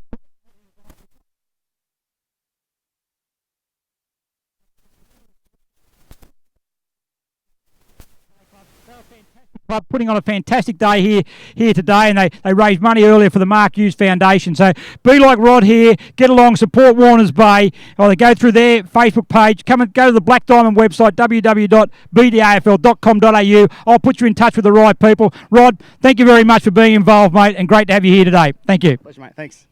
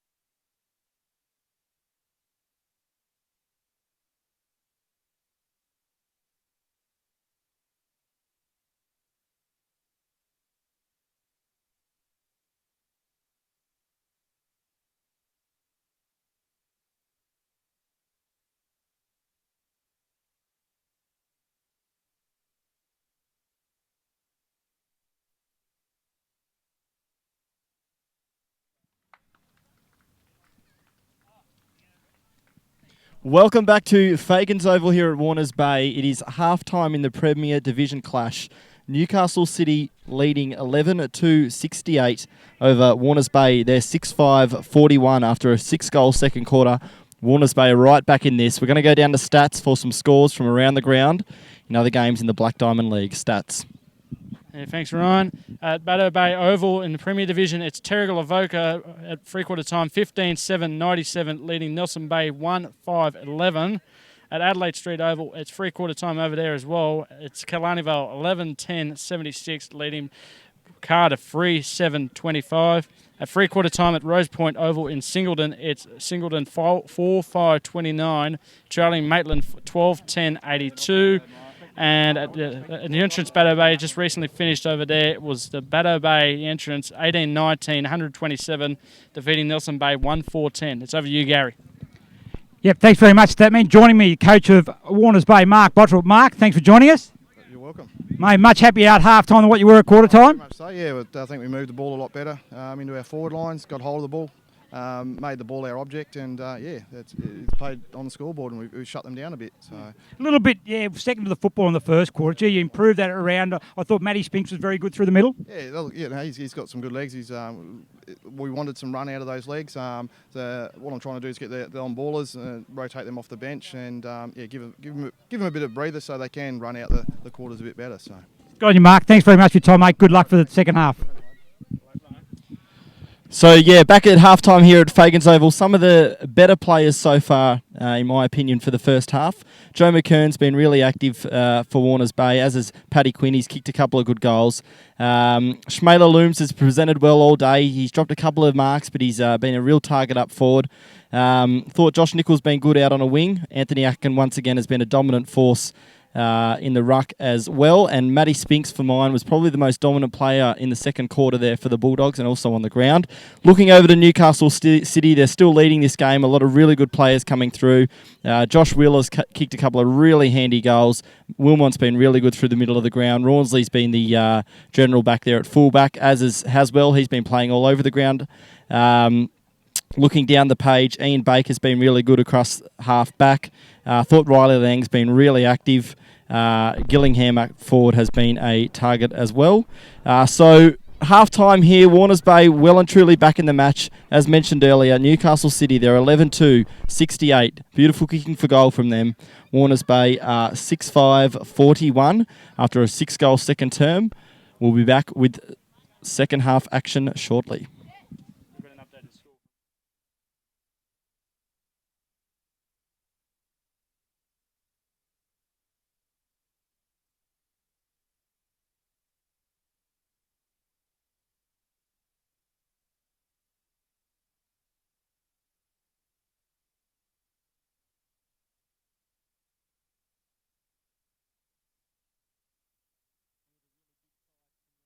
Terrigal Avoca and Killarney Vale both looking like they're in control of their respective matches, and what a clash that's going to be next week for the Bar TV round of the match. It'll be Terrigal Avoca taking on Killarney Vale. That'll be Anzac Day, and as mentioned, they've got a stranglehold on their two matches they're playing today. But we're back at Fagan's Park for the third quarter.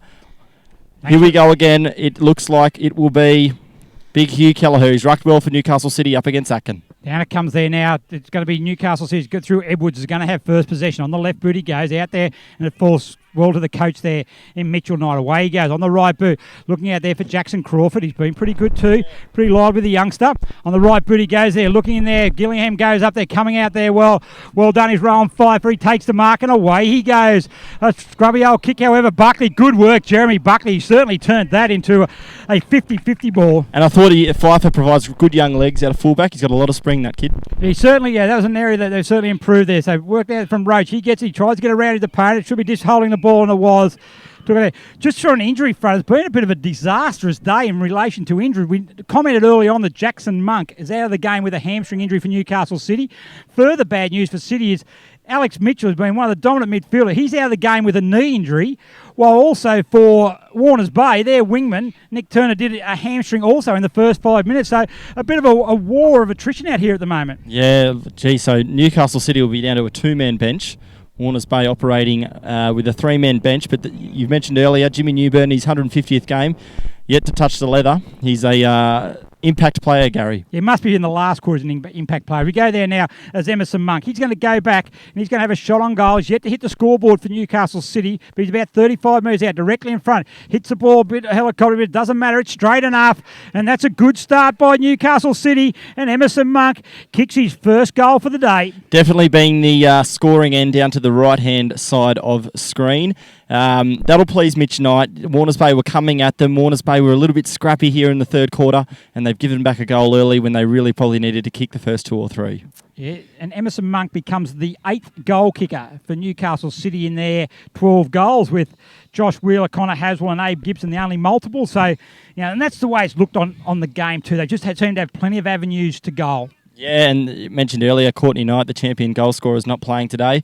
Mitch probably would have mentioned that they needed a few of the midfielders to step up and kick goals, and that's what the good sides do. They're Centremen, they're Ruck Rovers. They kick 20 or 30 goals a year, some of these players, so that's good signs. At the huddle at half-time, they did single out Hugh Kelleher in the ruck for his job he's been doing, and they're a bit light in the big man department, so he's got to do it all day. So if that could be an error, hopefully Warners Bay might be able to get on top of that. As it comes down there now, as it's picked up there by Jeremy Buckley. He's tackled high, and he's going to get a free kick. Kicked 3 goals in the last quarter last week, Buckley, but today he's been in the midfield. He's been pretty serviceable as well. A good kick in there to Bartlett, and out he comes. That's a good lead. Gee, I've been impressed with Bartlett at centre-half forward. His next target's going to be Shmaila Looms. Keep leading. He goes one way, goes another. His target's going to be out there. Not the best kick. It's going to fall to Lang over his head. Oh, just good stretch, good experience play by Lang. A poor kick, actually.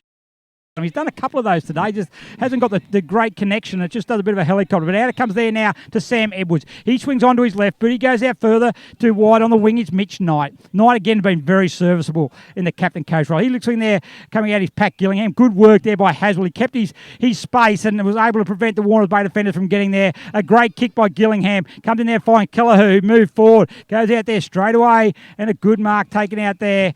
I think that might be Wilmot out there in the pocket for Newcastle City, and that's good work by Hugh Kelleher. If the big ruckman can get forward into those dangerous areas, and because he's probably not as well known as the other City players, probably not gets the same amount of attention. So if he can get himself in those dangerous positions, that'll be a real win for Newcastle City. But Wilmot comes in. I don't think he's hit the scoreboard today. And he has his goal kicker number 9 for Newcastle City, and back-to-back goals to start the third quarter for the Blues. Yeah, just a couple of the Warners Bay midfielders and backmen there. They let their opponents get goal side of them. And just easy kicks over the top. That's something at training that you just can't let happen. Getting 10 metres the wrong side of your opponent, it's a little bit lazy, and it can't happen at this level. Just back here to the other one when Bartlett wasn't the best kick. And once again, we talked about Shmaila Looms, and I really like him as a player, and he'll just learn as he goes along. A lead there was he had one lead that went straight at him, and that was sort of covered. And then his next leads were backwards and sideways and that type of stuff, which made it hard. And as he goes, he'll learn that it's about making a lead, turning back and going more direct at the football. Good work rate. But he'll learn that as he goes on, because Lang has the experience. He just stood in front. Will thought he was going to go to the back, but Lang just put the telescopic arms up. So as Kelleher gets it, comes down there to Roach, falling over there. And that was O'Malley. We're going to have a ball up back in the centre of the square. Good tackle, Kelleher. They love the big ruckman laying tackles. He'll go up again here against Atkin. Good work by Atkin. Got it there. Prentice can't take it, so it goes out there now to Crawford. Tackled by Burns, but out they come again. Mark Wheeler. Handballs out to Wilmot. On the right boot he goes. It's into a dangerous area again, using his hands there to push him out. And that was, I think, it was Jack Gillingham. And Jack Gillingham takes a mark in the forward pocket. And he's around 20 metres out from goal on a probably worse than 45-degree angle, but the player of Jack Gillingham's class, as I said, the former Warners Bay player, he should be able to slot this without too much trouble. Gillingham comes in. It's been the goal-scoring end today. Comes in, right foot. He's hit it a little bit and missed it to the near side. That's to the right. Gee, I thought Wilmot's had a lot of space today. He's one of their gun midfielders. He's been sort of 5 metres in the clear every time he's touched the footy. Yeah, missed last week. So, that's the story. There's a bit of doubt whether he would have played this year, but he's back. There's no doubt about Andrew Wilmot. He's one of the stars of our competition after coming from Tasmania, and been a great player in the rep side, a premiership player for Newcastle City in 2013, and he'll be another key player there as a poor kick out of the defence by Burns, and that's going to be taken by Pat Gillingham. On the back foot he goes. He looks in short, once again looking for his brother Jack, and up he comes. Geez, I've been impressed with this young kid. He's just attack on the football, really good hands, and a good kick there. Well done, intercepted by Burns. Could work out all right here for Warners Bay in a dangerous area though, 20 metres out from goal, and we're going to have a ball up. Good work by Ben Burns, but back to Jack Gillingham. He's started down back. He's now up forward, and he moves really well. Yeah, big boy, moves really well. Had a shot at goal earlier. He's had a fair bit of the pill. It's quite amazing, from a Newcastle City's perspective, is that you can have 8 changes to your side, lose a number of key players, and you could argue they haven't missed a beat. You could argue that they're probably stronger. When your players who are out, Knight, Avis, Towan, Lonnan, Dawes, they're not just any average footballers. They are at the top echelon in our competition, all premiership players, and they've just replaced them. They haven't missed a kick. Yeah, a lot of depth here for Newcastle City. There's a throw-in on centre wing. Warners Bay battling hard, but Newcastle City, once again, they got their outside mids. Well done, Matty Marn. He's got the right kick. Goes out there to Bartlam. Ball sits up to Monk. Monk, good work by the youngster. Comes in. He's one on debut who's come in the side today, and he's going to take... He takes that ball out of bounds. He's been pretty impressive, Monk. His brother obviously didn't last very long today. He hobbled past us early on, a few minutes into the first quarter with a hamstring injury. He'll probably miss 2 or 3 weeks at least. Yeah, he wanted me to keep down the lowdown, so you haven't been hearing that from me. So it comes here now. Andrew Wilmot goes for the one-handed, under pressure from Prentice, but picked up there beautifully there by Emerson Monk again. He handballed off to Crawford. He's had a bit of trouble with the bouncers today, and he just hasn't quite got. He got the hands on the ball, just hasn't quite probably. Had the bounce go his way, I suppose. But he certainly keeps presenting, and one of the many youngsters that Newcastle City have got. And there's just youngsters on both sides today, which is a real coup and a real credit to the junior system that we have in both Newcastle and the Central Coast of being able to present footballs ready to play in the BDAFL at such a young age. As it goes there, Knight dispossesses Atkin. The ball goes down. We're going to have another ball up. Newcastle City here playing Abe Gibson, probably 40 metres back from the ball up, just a spare man in defence at the moment, chopping off that quick, hurried kick for Warners Bay. Yeah, at the moment, it looks like Gibson, who started the first half up forward, he looks to have changed with Jack Gillingham. So that's just their versatility. As Aaron's seen, he's certainly in and under there. He goes out there, Mark Wheeler. And it's out of bounds as Metcalf takes it out under pressure from Josh Wheeler. So a couple of goals this quarter by Newcastle City. We've been playing 8 minutes, so it's 40-point advantage. But they are kicking to the scoring end. 9 goals in the first quarter for City. 6 goals in response to Warners Bay kicking to the end of the ground that Newcastle City are attacking now. What's that, Ryan? North, south, east, west? You're the traveller? I'd say that's west, I reckon. Oh, that's west. That's a goal anyway. That's a fantastic goal there. I think that was kicked by Sam Edwards. Great play by Edwards. He hasn't got on the scoreboard yet, so why not? I think that's goal kicker number 10. There's a snap out of a pack, and I must admit, Ryan, I have been very, very impressed with Sam Edwards today. Yeah, he's been good. He's been good. He's gone through the midfield a little bit as well. But you mentioned the individual goal kickers. Gee, it's a handy thing to have on your side if you're not too one-dimensional with the same guys popping up every week and kicking goals. A lot of their mids, a lot of their wingers, the half-forward flanks are kicking goals from stoppages and such as well. Yeah, and it's just... yeah, you're right there, Ryan. It comes back and, it's through their midfield as well. They've got plenty of players they put through the midfield, and then those midfielders rest up forward. So they're all very good players. But you got Riley Lang down here just barking orders non-stop. They kick a goal, but the back line's still directing the team. And it's just impressive to see. You'd think they'd go pretty deep this year, Newcastle City. Yeah, 46 points the margin. You also know, Terry Gulavaga, the Premier. Newcastle City didn't make the grand final. They were eliminated in the preliminary final last year. So they would have been hurting. Not making grand finals is an insult from a Newcastle City's perspective. A lot of clubs think preliminary final is not a bad result, but not Newcastle City. And Terry Gulavaga, they're making an impressive start to the competition today. So, but Newcastle City and Clarnievale also the grand final. So you would think that.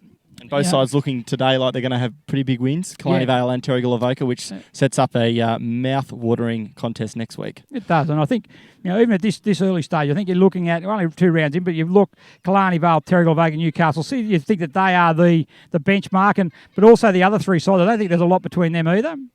There's a free kick there, goes to Tom Prentice for holding off the ball. A quick movement there. Bartlam should be his target, but once again, that's a poor kick. That is a poor kick, although that's a poor effort there by Gibson. Drops the mark. Back it comes to Bartlam. Good contact there with Edwards. Also in there is Pat McMahon, but well done by Bartlam. Good work. He got that out nicely to Pat Quinn. He's certainly been there. He goes to ground. They probably could have got a free kick for a high tackle. Well done by Lachlan Deverill. Goes in, puts his head over the ball. But Wilmot, tell you what, there's no one goes in harder than Andrew Wilmot for the football when it's on the ground. Yeah, really good contest out here. Just a skill error from the Warners Bay forwards going in.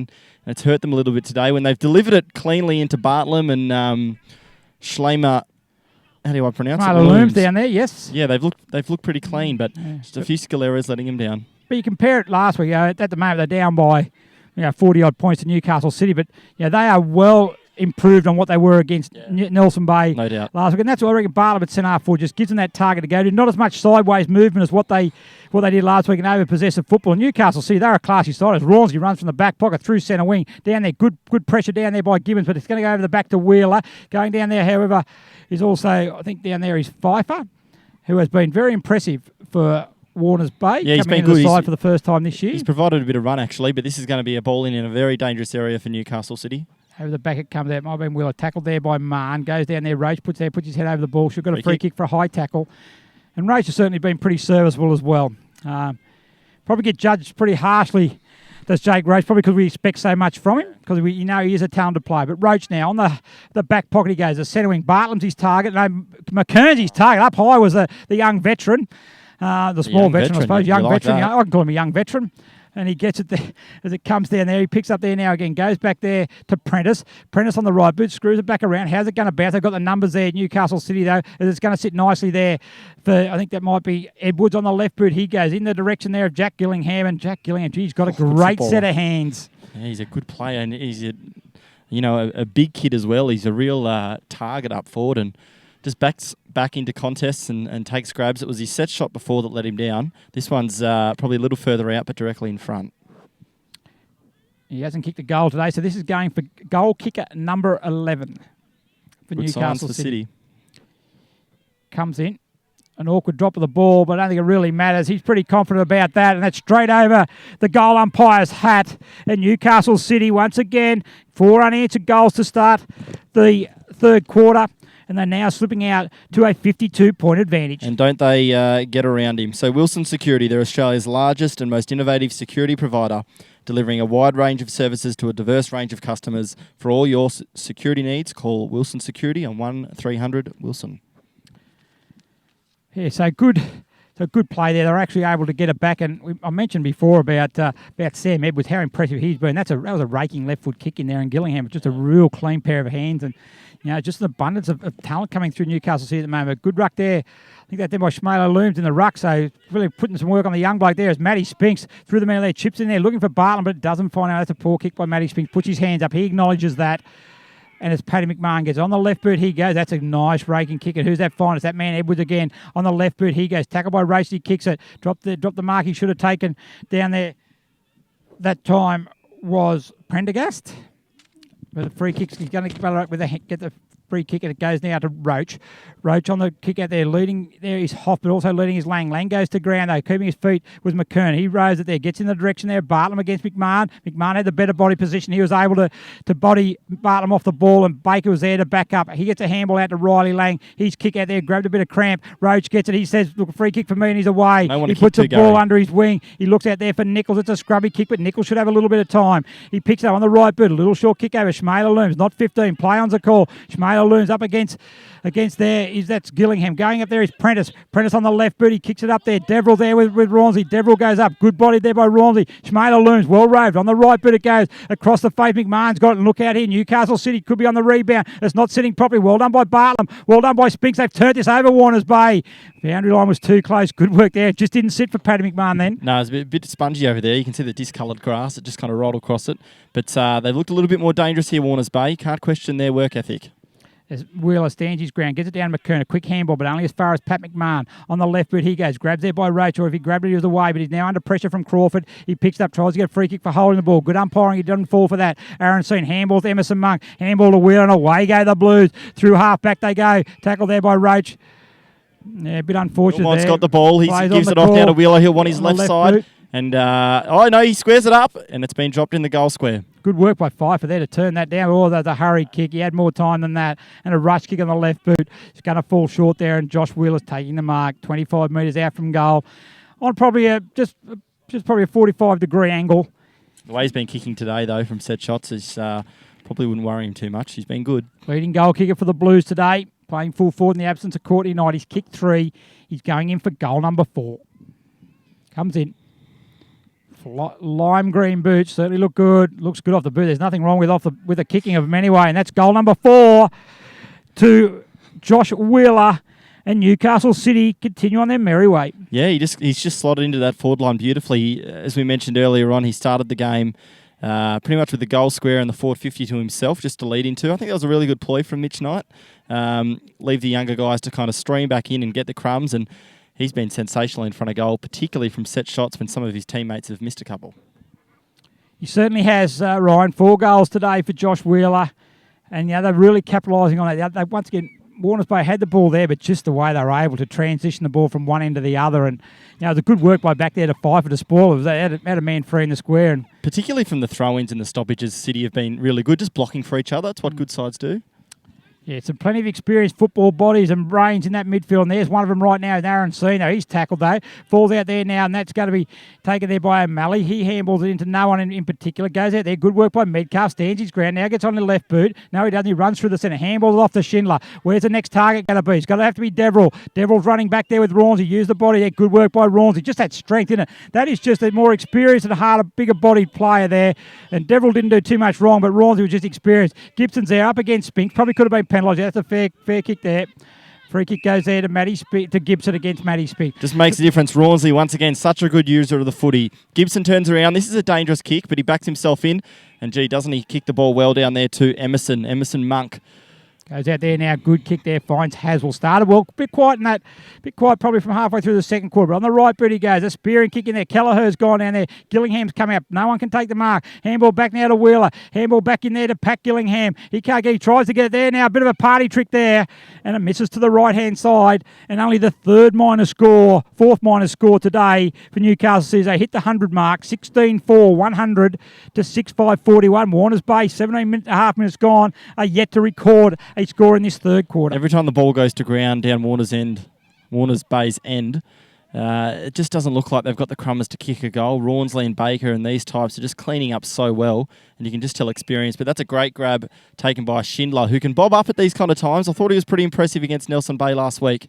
That goes over the head of McKern. He should sit up nicely for Pat Quinn, and he's away. He should have one bounce. Going out there, good chase there by Jackson Crawford. He almost gets to him there in a short pass, finds Bartlam. Where's the next kick there? Deverell makes the lead. Should go in that Deverell direction, but I think he handballed over the top there to Quinn, who kept going there. I think the short pass to Deverell was more the option, but they're trying. You don't give Warners Bay negative marks for that. Probably could have got a free kick there as Spinks, but out it comes there now. It's in the dangerous area there. Bartlam picks it up, goes through the return. That's a high tackle. Good call there by umpire Stephen Bloom. Well done to Scott Bartlam. Well done to Warners Bay. They keep trying that there, and they were rewarded with a shot on goal. Yeah, just beeline the footy. Got his weight behind it. Took on a tackler. The second one, Ian Baker. No, it was Luke Rawnsley, beg your pardon. Took him high. And it's a rare sight today for Warners Bay. He's going to have a shot for goal 20 metres out directly in front. Probably the first time that Newcastle City have given away a free kick in front of goal. Not kicked a goal to this end of the ground. So Bartlam kicked 2 today. He comes in. Hits the ball. Doesn't look good off the boot. Doesn't look too. It's going to be called. I think it's going to be called as touched off the boot. So through for a behind. So still yet to kick a goal from that end. And Riley Lang has the kicking in duties. They've gone with that familiar huddle, and he'll go out to his left-hand side and find Liam Carroll, who's been pretty good. Carroll on the half-back flank. Kicks it out, look over the centre wing. His target down there is seen, in the hands in the back. Play on's a call there as it's taken there by O'Malley. On the right boot he goes. Swings it out wide in the Connor Haswell direction. He just takes a good mark on the slide. They say they call. Pfeiffer takes him in a tackle. Going to be a ball up there on the centre wing. So definitely the wind is definitely favouring the end at Newcastle City King, because the ball actually is going further down that way. So while it might not look that way, the scoreboard shows them just the length of the kick. It comes in there, a hurry kick by Baker, goes in there to Pat Gillingham. He shrugs off one hand, handballs over to Mitch Knight. He's got runners out to his right hand. Good there, spoil there that time as it's picked up by Mitch Knight. He gets on the kick. He's the coach, the captain, the skipper. He's everything.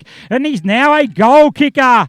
And 12 goal kickers now for Newcastle City as Mitch Knight gets on the board with his first. Yeah, he's picked that up from his shoelaces, and from 50 yards, he just bombed it forward. It never looked like missing, Gary.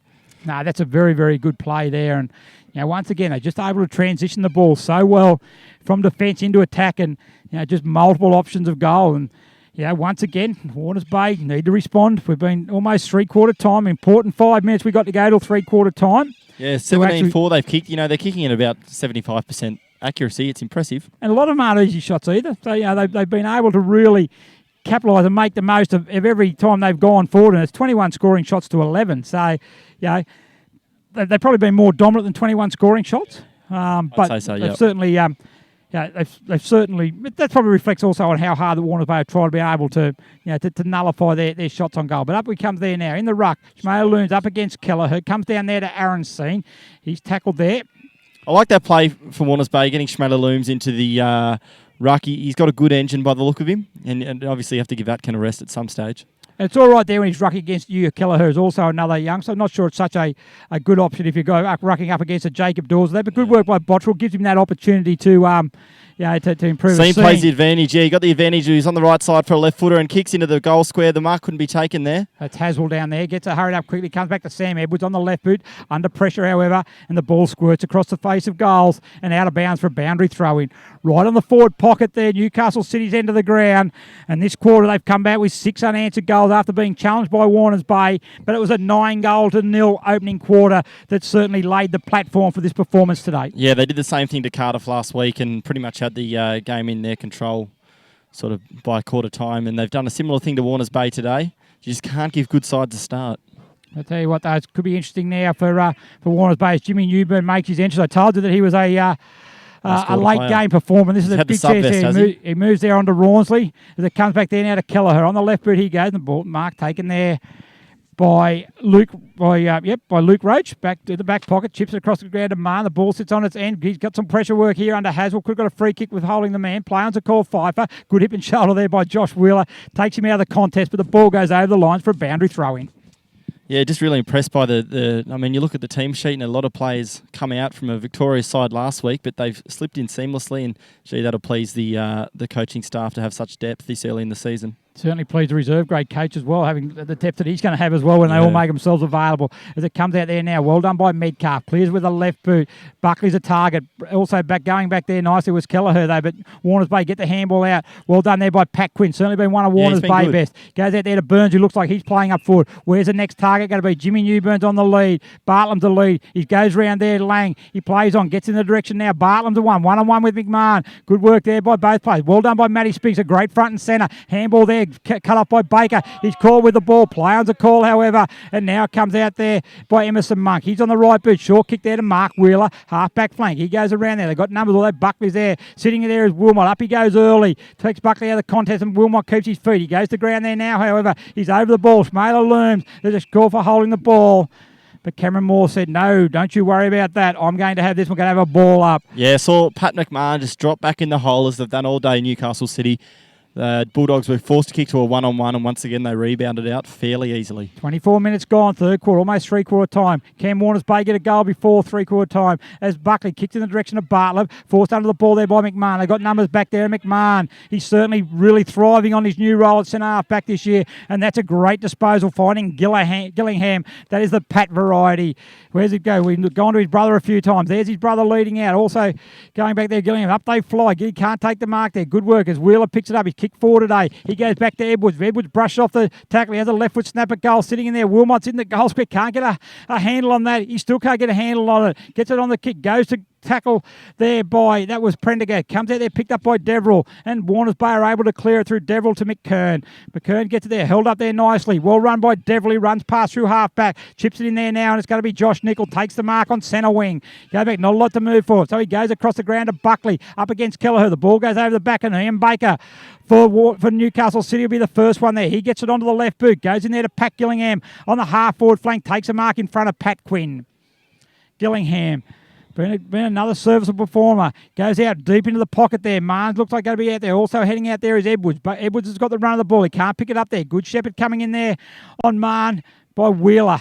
Who else? Handball, well done there now. And Burns is going to bring the ball back out. Looks in the direction there of Pat Quinn, and Pat Quinn takes a mark. Thought Quinn's been really good in the second half, Gary. He's showed a lot of toe and quite often finds himself on his own out on that wing. Yeah, good player, Paddy Quinn. He goes in board. Normally a good decision-making. Finds Luke Roach. Good kick in there to Prentice. It's going to go over his head. Jimmy Newburn comes out, but only gets away kneeing the ball there. Riley Langer. They swing it out. Mark Wheeler again. They're able to get the switch going really well, the Blues. Wheeler, a penetrating kick. Haswell's his target. Good work by Fife. A good spoil. Goes the Nickel. Handball over the top to Deverill. Well done again. Unlucky there by Fife. The handball was a bit too slick. He deserved better roll 5, but he's good enough to go back and get it. Good play by Fife. He goes to ground there now. Play on there. It's going to be a ball up. Good work, Rowan Pfeiffer. Yeah, he's looked good when he's got the footy. He hasn't really lost too many one-on-one contests, and he hasn't played many games, Gary Pfeiffer. No, he played a few games last year. He Okay. played in the lower grades last week, but Yep. he's been back and I've been very impressed with him. He does a job back there. He comes out there now to Metcalf. On the left boot it goes there. Schlinder there, they're outnumbered again, and it's going to be Liam Carroll, who's certainly growing with every game also. So it goes up there, good leap coming there, good sport, good contest. It's going to be chopping at the arms there. Free kick's going to go to Jono Hamilton. He's a half-forward flank, kicked the first goal of the game, Hamilton. Had a big Almost jump at the ball. three-quarter time there now. 27 minutes gone. He kicks it in long there, goes up there, Marn, up he goes, taken out of the contest by Wheeler. Probably should have got a free kick for that. Goes back to Roach. Roach handballs it off now to Quinn. Quinn goes one way, then the other, gets a kick just as he's tackled there. Oh, that is... He's paying him for holding the ball. That's not a good... That is not a good call. That is Yeah, not a well- good call. He got a boot to that. I was going to say, how could the ball go 20 metres if he didn't kick it? It hasn't bounced off the ground, so... That is not... They haven't been too bad today, the umpires, but that is a definite mistake. And you know, it's not a good spot to be making mistakes. You know, you're No. 20 metres out from goal. You And the can't be guessing in that situation. The way this bloke's kicking him as well, Mr. Wheeler, he's almost a shoe-in from here. This will be on the siren. It'll be Josh Wheeler for number 5, and Josh Wheeler does it. He's looked good all day. Newcastle City at three-quarter time lead 112 to Warners Bay 42. 18-4, 112 Newcastle City to 6-6-42. So that quarter was a 7-goal 2-quarter for Newcastle City to just the one behind from Warners Bay. We'll check the goal kickers. Thank you, Gary. For the goal kickers, Warners Bay, Scotty Bartlam's got 2. Singles to Joe McKern, Patrick Quinn, Jeremy Buckley and Matt Spinks. Meanwhile, Newcastle City, 5 for Josh Wheeler, 2 for Connor Haswell, 2 for Abe Gibson. Singles to Andrew Wilmont, Jono Hamilton, Mitchell Knight, Sam Edwards, Aaron Seen, Jackson Crawford, Jack Gillingham, Emerson Monk and Pat Gillingham. Three-quarter time here at Fagan Oval. We'll be back with the fourth quarter in a few moments.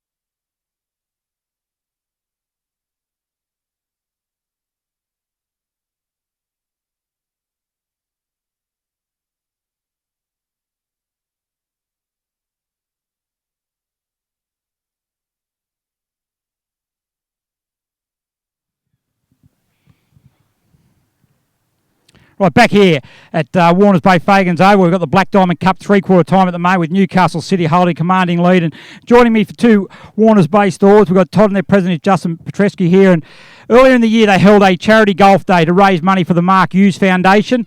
And we're going to hear with a bit of a check that would give them the hope to have a representative here, but not so. But Todd, you just want to run through what the Mark Hughes Foundation does. Mark Hughes Foundation is a foundation that supports research for brain cancer.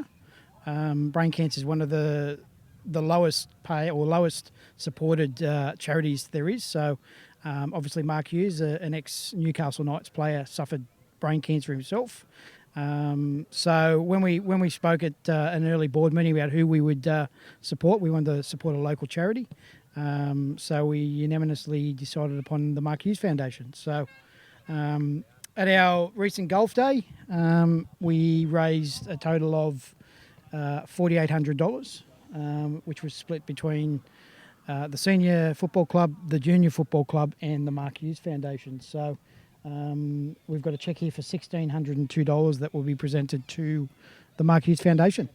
Fantastic work by Todd and also by the Warners Bay Football Club. But my concern on the day, actually having been the day, is and I'll talk to Justin about this. We come forward, mate. Can you please explain how you managed to win the day?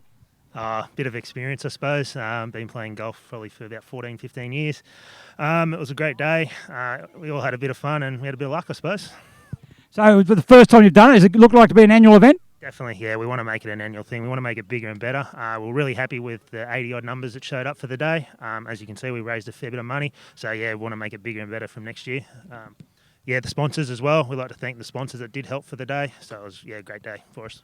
Yeah, look, fantastic work by Warners Bay. And they're one of all of our Black Diamond Cup teams, or AFL teams, who actually do support many other community events. $15,000 we actually raised last year. So, look, congratulations to Warner Bay. Fantastic effort, raising $1,602 for the Mark Hughes Foundation. And, look, we look forward to many more events coming up. So thanks very much. Thanks, Gary.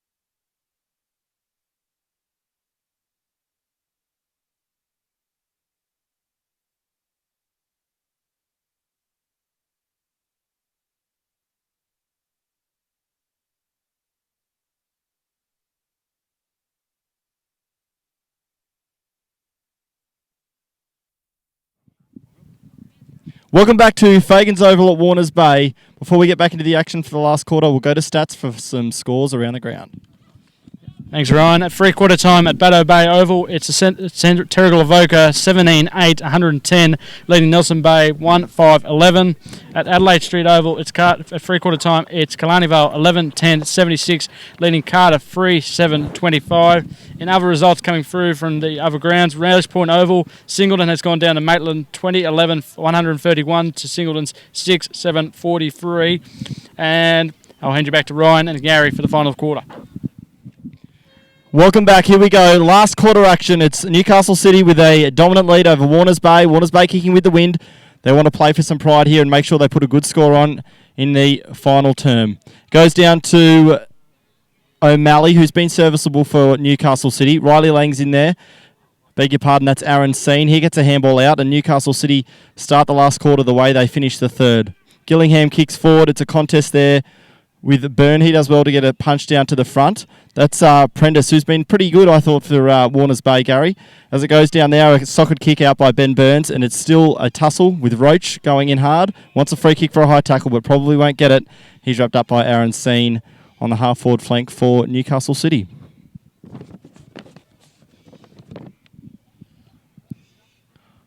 Ball up again. It goes down to O'Malley, who tried to get the clearance but couldn't. Kicked forward for the Warners Bay side. Rawnsley leads back in defence. He's on his right side for a left footer and he'll elect a kick and does so. Wheeler's got it on his own. He's about 80 metres out from goal. He steadies. The forwards trip as they go down for it. That's Gillingham. He's been really serviceable. Gets it back to Jono Hamilton. He has a shot from goal. He's the first goal kicker of the day and kicks the first of the last quarter, Gary Birkinshaw. Mentioned earlier in the day, the individual goal kickers for Newcastle City. Young Jono's got himself a second, is it? Yeah, it's 2 goals to Hamilton. Very good. He kicked the first goal of the game. Another one of the youngsters coming through. That's a very, very good finish there. Across half forward. And look, it's not the start that Warners Bay would have been looking at. They want to be looking at to come back kicking with the scoring end. They need to really, Mark Bottrell, their aim this quarter would have been to win the quarter. That certainly would have been the case. But spot on. Anyway, now we're only just started. And look, and obviously from knowing Mitch Knight, their goal would be to keep Warners Bay scoreless. That would be their goal for this term. Yeah. Anyway, back in the middle, Schmaler looms in the ruck there. Up against there is Kelleher. As up they come. Goes good knock there by Kelleher. He's been very serviceable in the ruck. Yeah. Gets a tap down there. Coming there. Good work by Baker. He just grabbed the ball and went in. Ran into a wall of Warners Bay. He's going to be penalised for high ball. That is a tough, tough call. Yeah, it kind of goes against the thing you taught as a kid is to run hard. Well, I'm not sure where the prior opportunity in that was. It goes over the back there. Yeah. Good spoil by Carroll. Coming down there, picked up there. That is by Nickel. He gets there. Handballs up in the air. Sitting underneath the ball there. That time was Hoff. And it goes out of bounds. Just forward to centre wing. Warners Bay's end of the ground.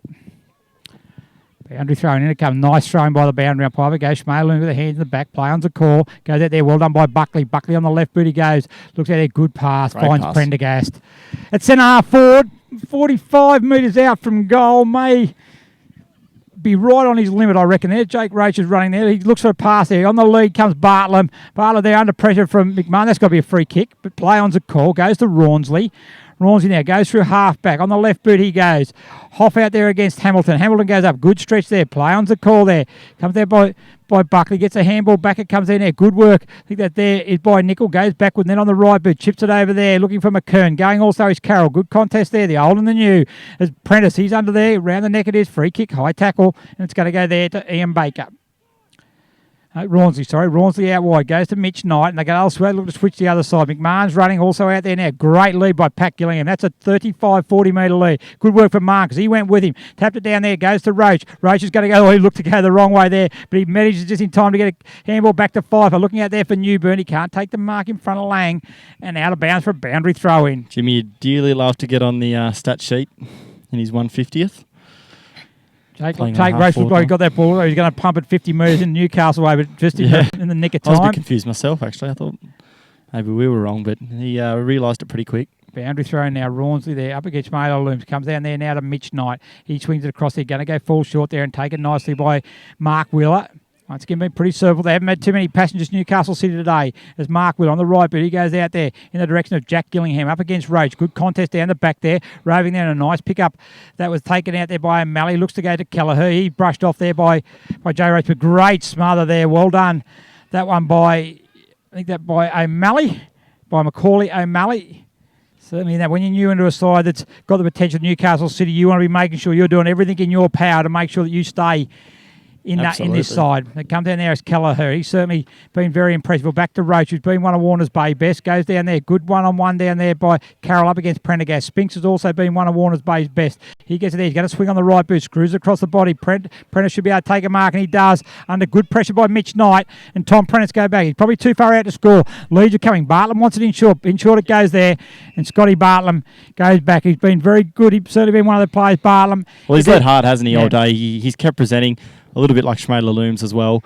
It's been a little bit of the delivery, and I think also credit's got to be given to the City mids and backmen who have just dropped back in the hole time and time again and rebounded a lot of their attacks. There has to be one negative on Scotty Bartlam today. This is kicking for goal. He hasn't had many good connections, so let's see how he goes here. He has kicked 2, however, but he probably should have had at least 4 by now.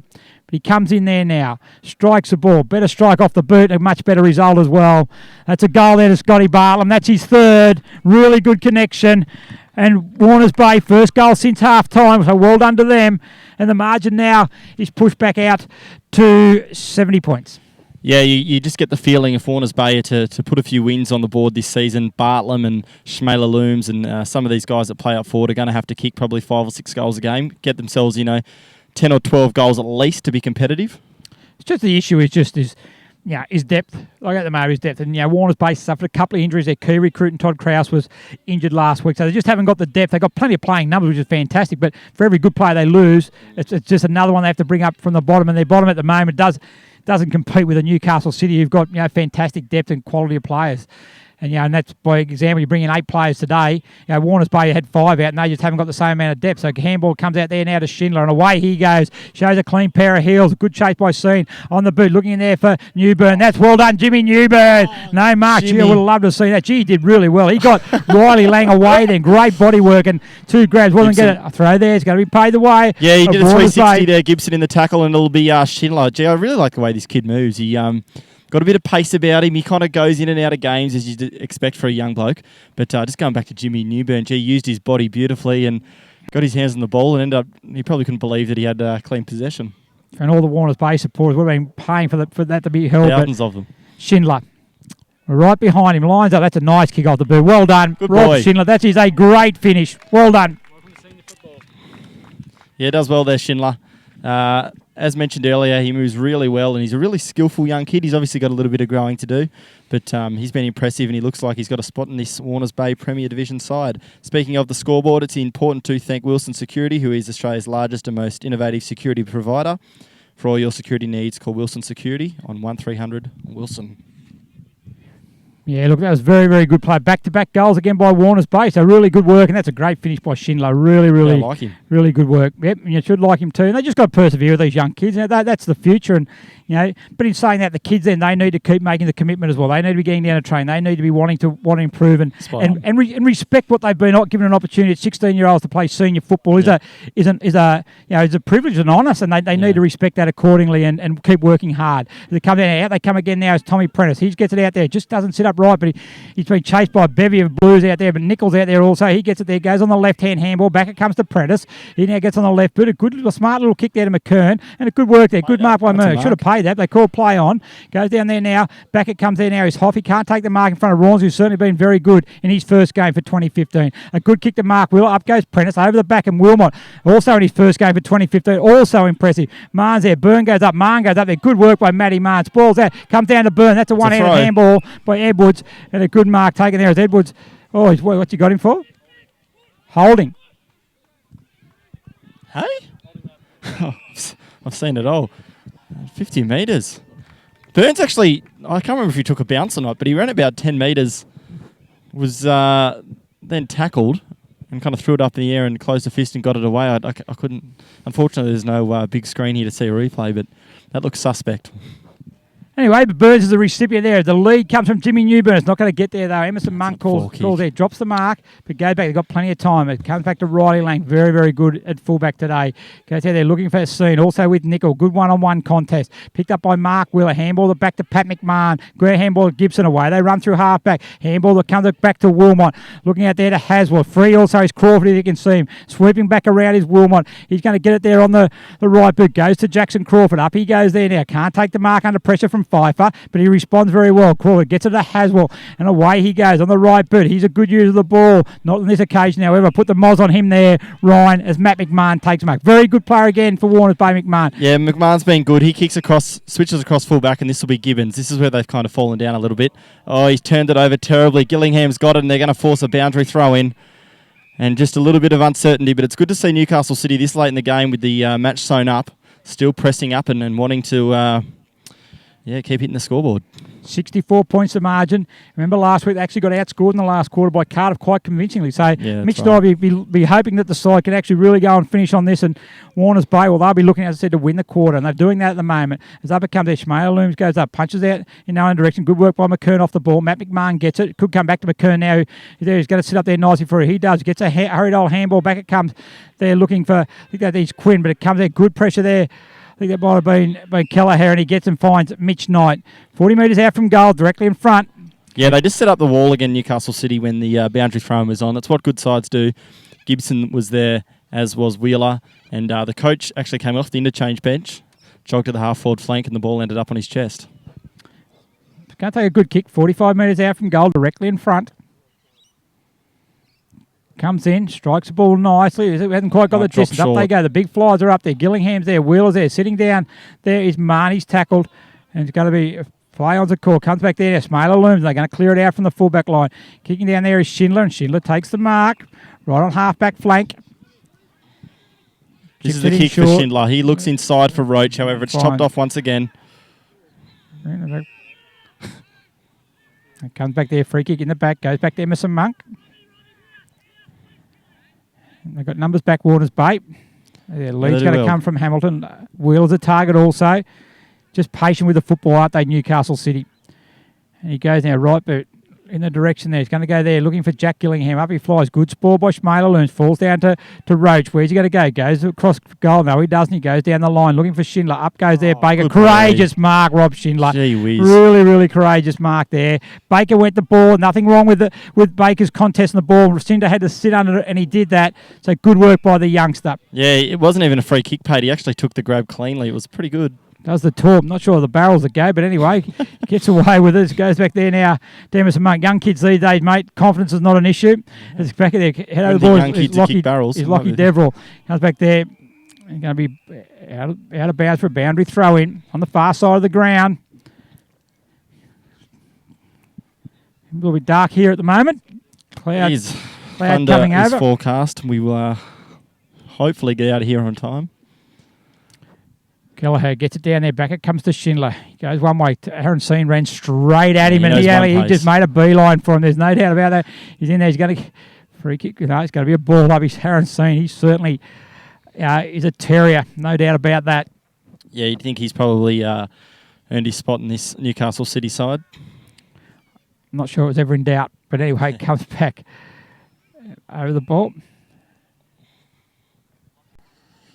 Big game next week, Gary. Yeah, looking forward to it on Anzac Day. Just the one game, Stanley game, Black Diamond Cup, grand final rematch between Terrigal Avoca and Killarney. 2:30 start. We'll be shown live on Bar TV. If you can't get there, plenty of Anzac Day celebration will be at the ground. But if you can't get there, make sure you tune in to Bar TV because it will be a fantastic game. Out it comes Prentice there now. He should take the mark for Warners Bay in front of Crawford. This has got to be a good kick here. Oh, once again, he just opened that up. Just that kick, just that kick that... No penetration. You mentioned it last week. And a metre, though. It just had to be a metre the other way to the advantage. But it always seems to be a metre behind the advantage. So, but they just need to keep working on it. Mitch Knight goes out there, kicks it towards the boundary line. John L. Hamilton can't take the mark there as we're out of bounds. Just in front of the commentary area here. Yeah, you can see, the Black Diamond teams, they want to enforce that kick into the middle of the ground, but you've got to drill it. You've got to be a really elite kick and make sure you hit the target because, it just comes straight back if you miss it. And look, and there's only a certain number of players who can actually successfully do that. And that's the thing, because if it doesn't come off, it is in a very, very dangerous area. And it looks ordinary. Oh, and it'll hurt you on the scoreboard. Yeah. Boundary throw in, deep forward line for Newcastle City. This is where they've been pretty dominant all day. And of course, keeping in mind, Ryan, the two teams here are playing for the Plunger Dunn Trophy, which is a trophy these two sides pay for. Warners Bay won it for the first time this year. So this year the trophy will be heading back to Newcastle City, named after two stalwarts of both clubs. So and Newcastle City winning the women's competition today as well. Yeah, fantastic day, the gala day. Newcastle City, they won also the two lower grades, so it's been a clean sweep for Newcastle City today. Oh, good work, Pat McMahon. Good kick there. Nothing wrong with that kick there. Nothing wrong with what Scotty Bartlam did at half-forward. It's just that Patrick McMahon just chipped in front and took a nice chest mark. So that's what you want to see from your backmen. They're playing for their spots, so they want to make sure that they play this game out fully. So a big day for Newcastle City. Big night tonight, obviously, back at their major sponsor, the Premier Hotel.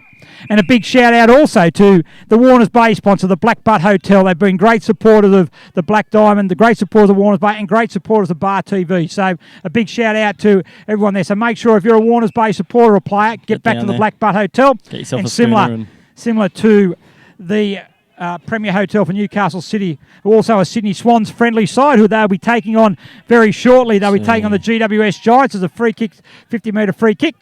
He's going to go down the ground. Just ran into him actually after he kicked it. I don't know if it was really there, but Bartlam's going to have another shot on goal. He kicked his last one from a similar position, although, Gary, you mentioned he's not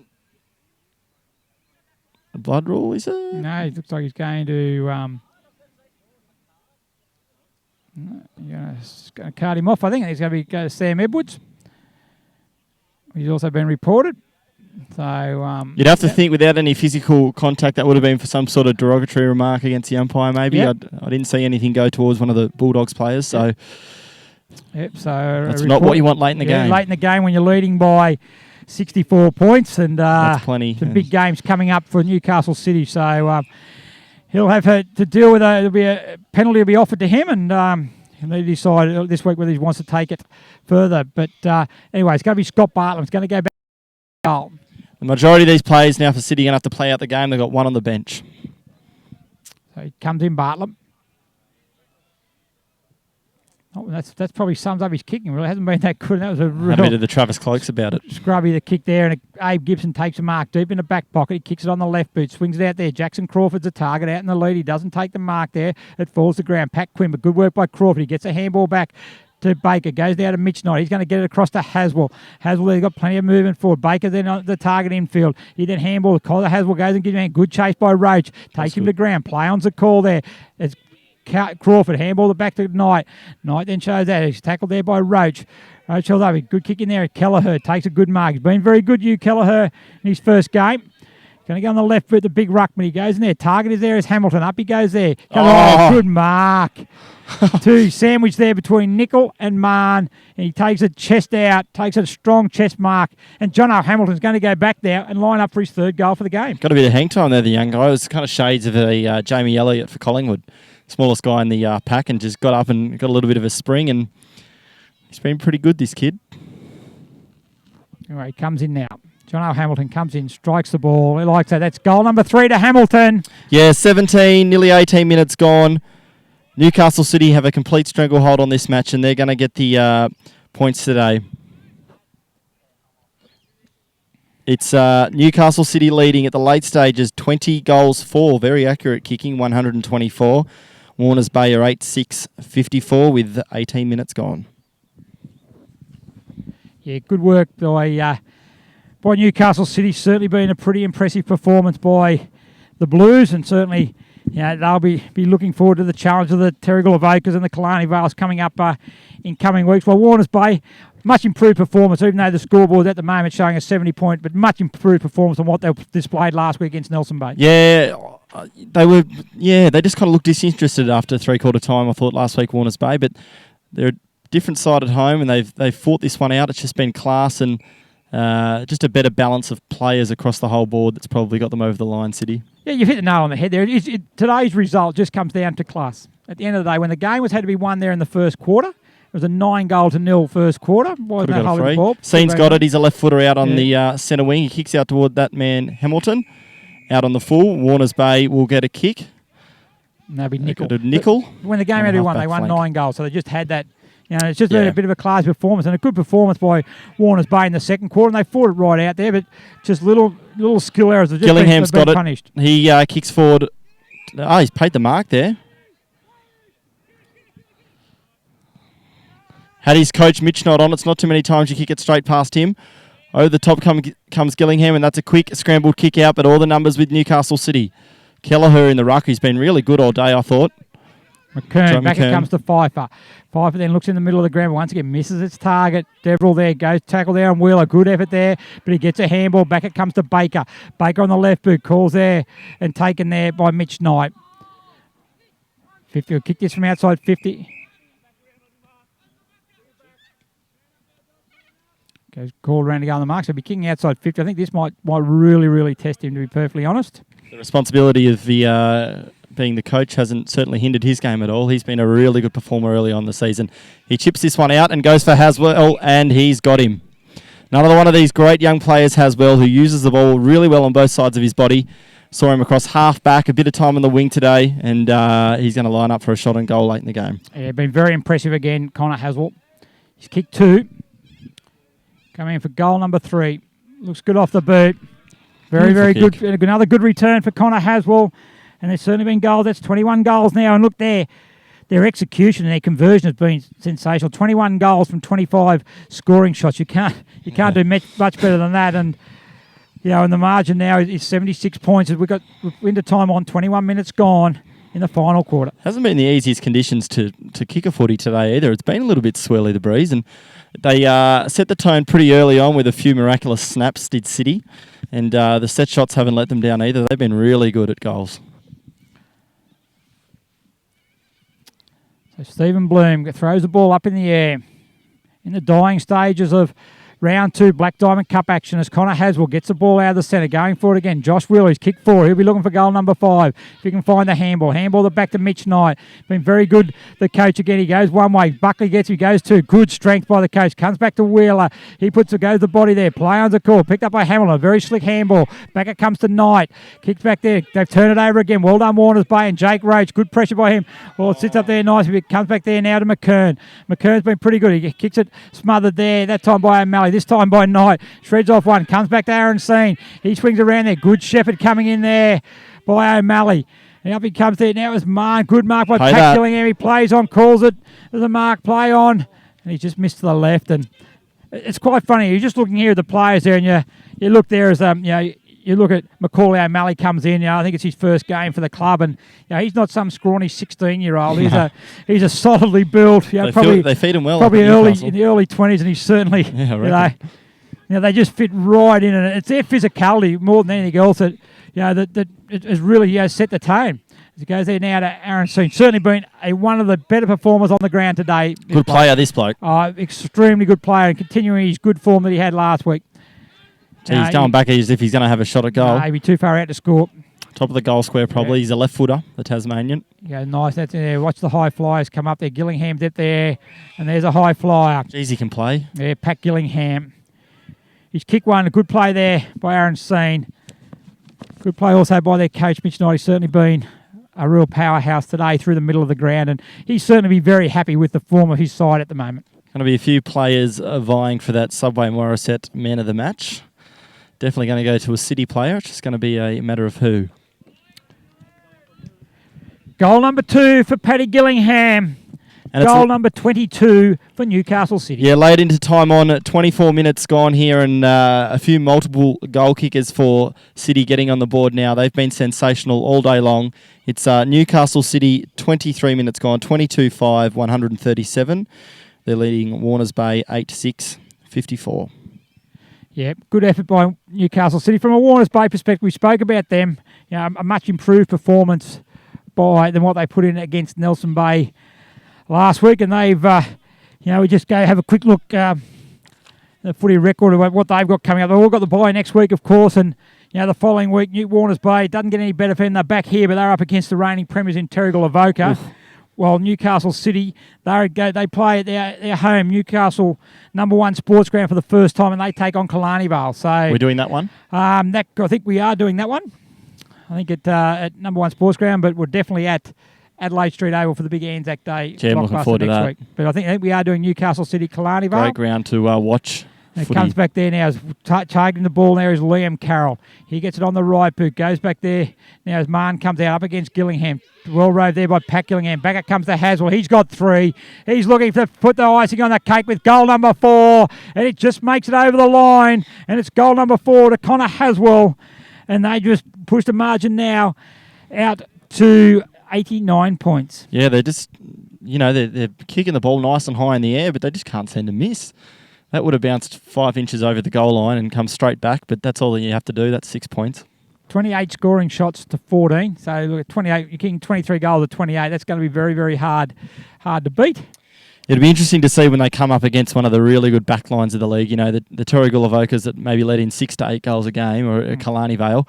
That's when it's going to be a real test for some of these Newcastle City forwards who can all take a grab, all good overhead marks, and then their gun forward, Courtney Knight, is good on ground as well. So it's going to be some good matchups. But I think that's one thing that Mitch Knight's looking to do as a coaching staff. He knows about that. But if you're getting, today, they had 12 goal kicks. If you've got, multiple avenues to goal, 6 or 7 avenues to goal, and that's very, very hard for a side to be able to nullify. Yeah, exactly right. As we come again, Emerson Monk's certainly very impressed with his game as well. Same as Kelleher. And Aaron Seen, he's been one of the dynamic players. He got cleaned up. And a free kick in the downfield is going to go. And Gillingham, he's going to go back there. Umpire has a chat to Roach. It was a bit of a swinging arm, very late. He's pretty lucky. Yes, very lucky, man. Goes at Gillingham out wide, looking for his brother. He's not going to get there. He's going to sit up there as Jake Roach comes out there. Good hip and shoulder there by Wilmot. Gee, you love to see Wilmot go hard still. We're 26 minutes into the last quarter, and Wilmot off the ground throwing a nice hip and shoulder. Yeah, no, look, a very, very good Good performance. Wilmot, a great return in his first game for 2015. As Marn gets it there, Wilmot's over the top, Wheeler's over the top. They're great tackle there. Gillingham on Marn as Pfeiffer gets it on the boot, but only goes back. And there's that wall again, Ryan, we spoke about, and that's Kelleher. Kelleher on the right, but goes out there. Good spearing pass, finds Josh Wheeler. Gee, late in the game, Wheeler, he'd probably want to go back and line him up for here. He's kicked the ball beautifully today, especially from set shots. He's going to have to carry the ball 55 metres. He's kicked 4. He'll be looking to make a kick 5, sorry. So he's looking for goal number 6. Wheeler comes in. He's got those bright boots on. Why wouldn't you wear them if you're kicking him that well? Probably will fall short. It definitely will. Up goes Gillingham. It hasn't been touched at the minute. Wilmot's there. He's kept it in. Could have got a high tackle. Puts it on the left boot. Oh, there's no score review in the Black Diamond AFL, but the goal umpire's called a behind. Wilmot went up for a goal. Oh, clear. That's a goal to Wilmot. Don't know where the confusion came from, but top of the goal square, that's where you have to put it, and he's been rewarded for a very good game, Wilmot. Yeah, good goal by Andrew Wilmot. That's his second for the game. And look, a great finish for Wilmot. I think he's been fantastic all day, and certainly one of the players who will be in the running for the Subway Morisset Player of the Match. Yeah, we spoke about next week the defending premiers taking on Killarney Vale at home. Both won pretty convincingly today by the look of it. What's that going to come down to, that match? Oh, look, at the end of the day, it's round 3. Yeah. So, it's they'll be both they'll both want to win the game. There's no doubt about that, because they're arch rivals. It's Anzac Day. In the context of the season, what it has, probably not a lot, apart from some bragging rights, and probably means more to a Killarney Vale than it does for Terrigal, as Gillingham comes in again. And Pat Gillingham, and another one that's just raining goals at the moment. Yeah, that was pretty play. Aaron Seen got it, had a bounce, took on a couple of tacklers, shrugged them off pretty easily, and just a handball over the top. And you would not see a more accurate display of Aussie rules football. 25 goals, 5 to Newcastle City. It's been quite freakish. And the margin now is tipped over to 101 points. Yeah, you don't want to be by 100 points whether you're paying.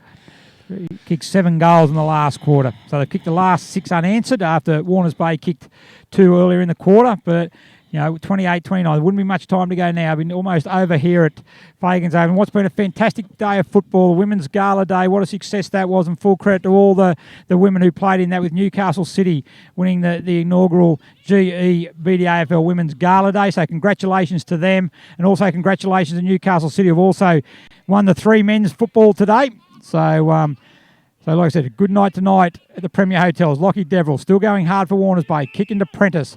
Prentice on the right boot. Kicks in a hole there and doesn't go forward. But just in front there was Carroll. Handball back to Rawnsley. And look, that is certainly a positive for Newcastle City. The successful return as the final siren sounds. It's all over here at Fagans Park, where it's Newcastle City. 25 goals, 5, 155 have defeated Warners Bay 8-6. 54. Yeah, it's been a really dominating display here from Newcastle City, powerhouses of the competition. They carried on the good form for their women's team. Disappointing for Warners Bay. They were kicking with a slight breeze in the last quarter, but unable to hit the scoreboard. That won't impress them. A few of the shining lights, though, for Warners Bay. I thought Jake Roach was good in patches. Scotty Bartlam presented pretty well at centre half forward. You look across the line, Alex Schmaler-Looms, he presented pretty well as well. He's got a good engine. Josh Nicol was okay out on a wing, and Anthony Atkin rucked for the majority of the day.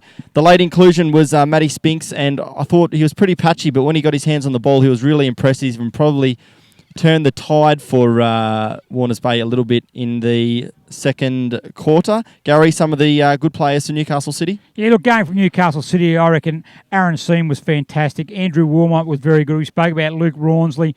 Connor Haswell was also very dangerous up forward. Mitchell Knight, I thought the coach was fantastic also. And Riley Lang at fullback. But one I was also impressed with was Sam Edwards, was certainly very impressive, as were the Gillingham. Like, you go through and just about name all of them. For Warners Bay. Dominating, just done Warners Bay. Just done Warners Bay. Sorry, mate. Yeah, I was looking at something else. No All good dramas. there. But we've also got the Morisset Player of the Match award that we need to give out. And we're just looking at the team sheet. They've been... Yeah, the whole side was really solid. But we've decided to give it to the new player from Newcastle City, just his second game with the club. It's Aaron Seen, the boy from Tasmania, the left footer. Had a really good four-quarter performance. Yeah, look, congratulations to Darren Seen. So we'll hand it over now to Andy, who's going to run through the final scores. Thank you, Gary. I'll go through the goal kickers as well whilst I'm here. For Warners Bay, 3 for Scotty Bartlam, singles for Joe McKern, Patrick Quinn, Jeremy Buckley, Rob Schindler and Matty Spinks. For Newcastle City, 5 for Josh Wheeler, 4 for Connor Haswell, 3 for Jono Hamilton, 3 for Pat Gillingham, 2 for Andrew Wilmont, 2 for Abe Gibson, singles to Mitchell Knight, Sam Edwards, Aaron Seen, Jackson Crawford, Jack Gillingham and Emerson Monk.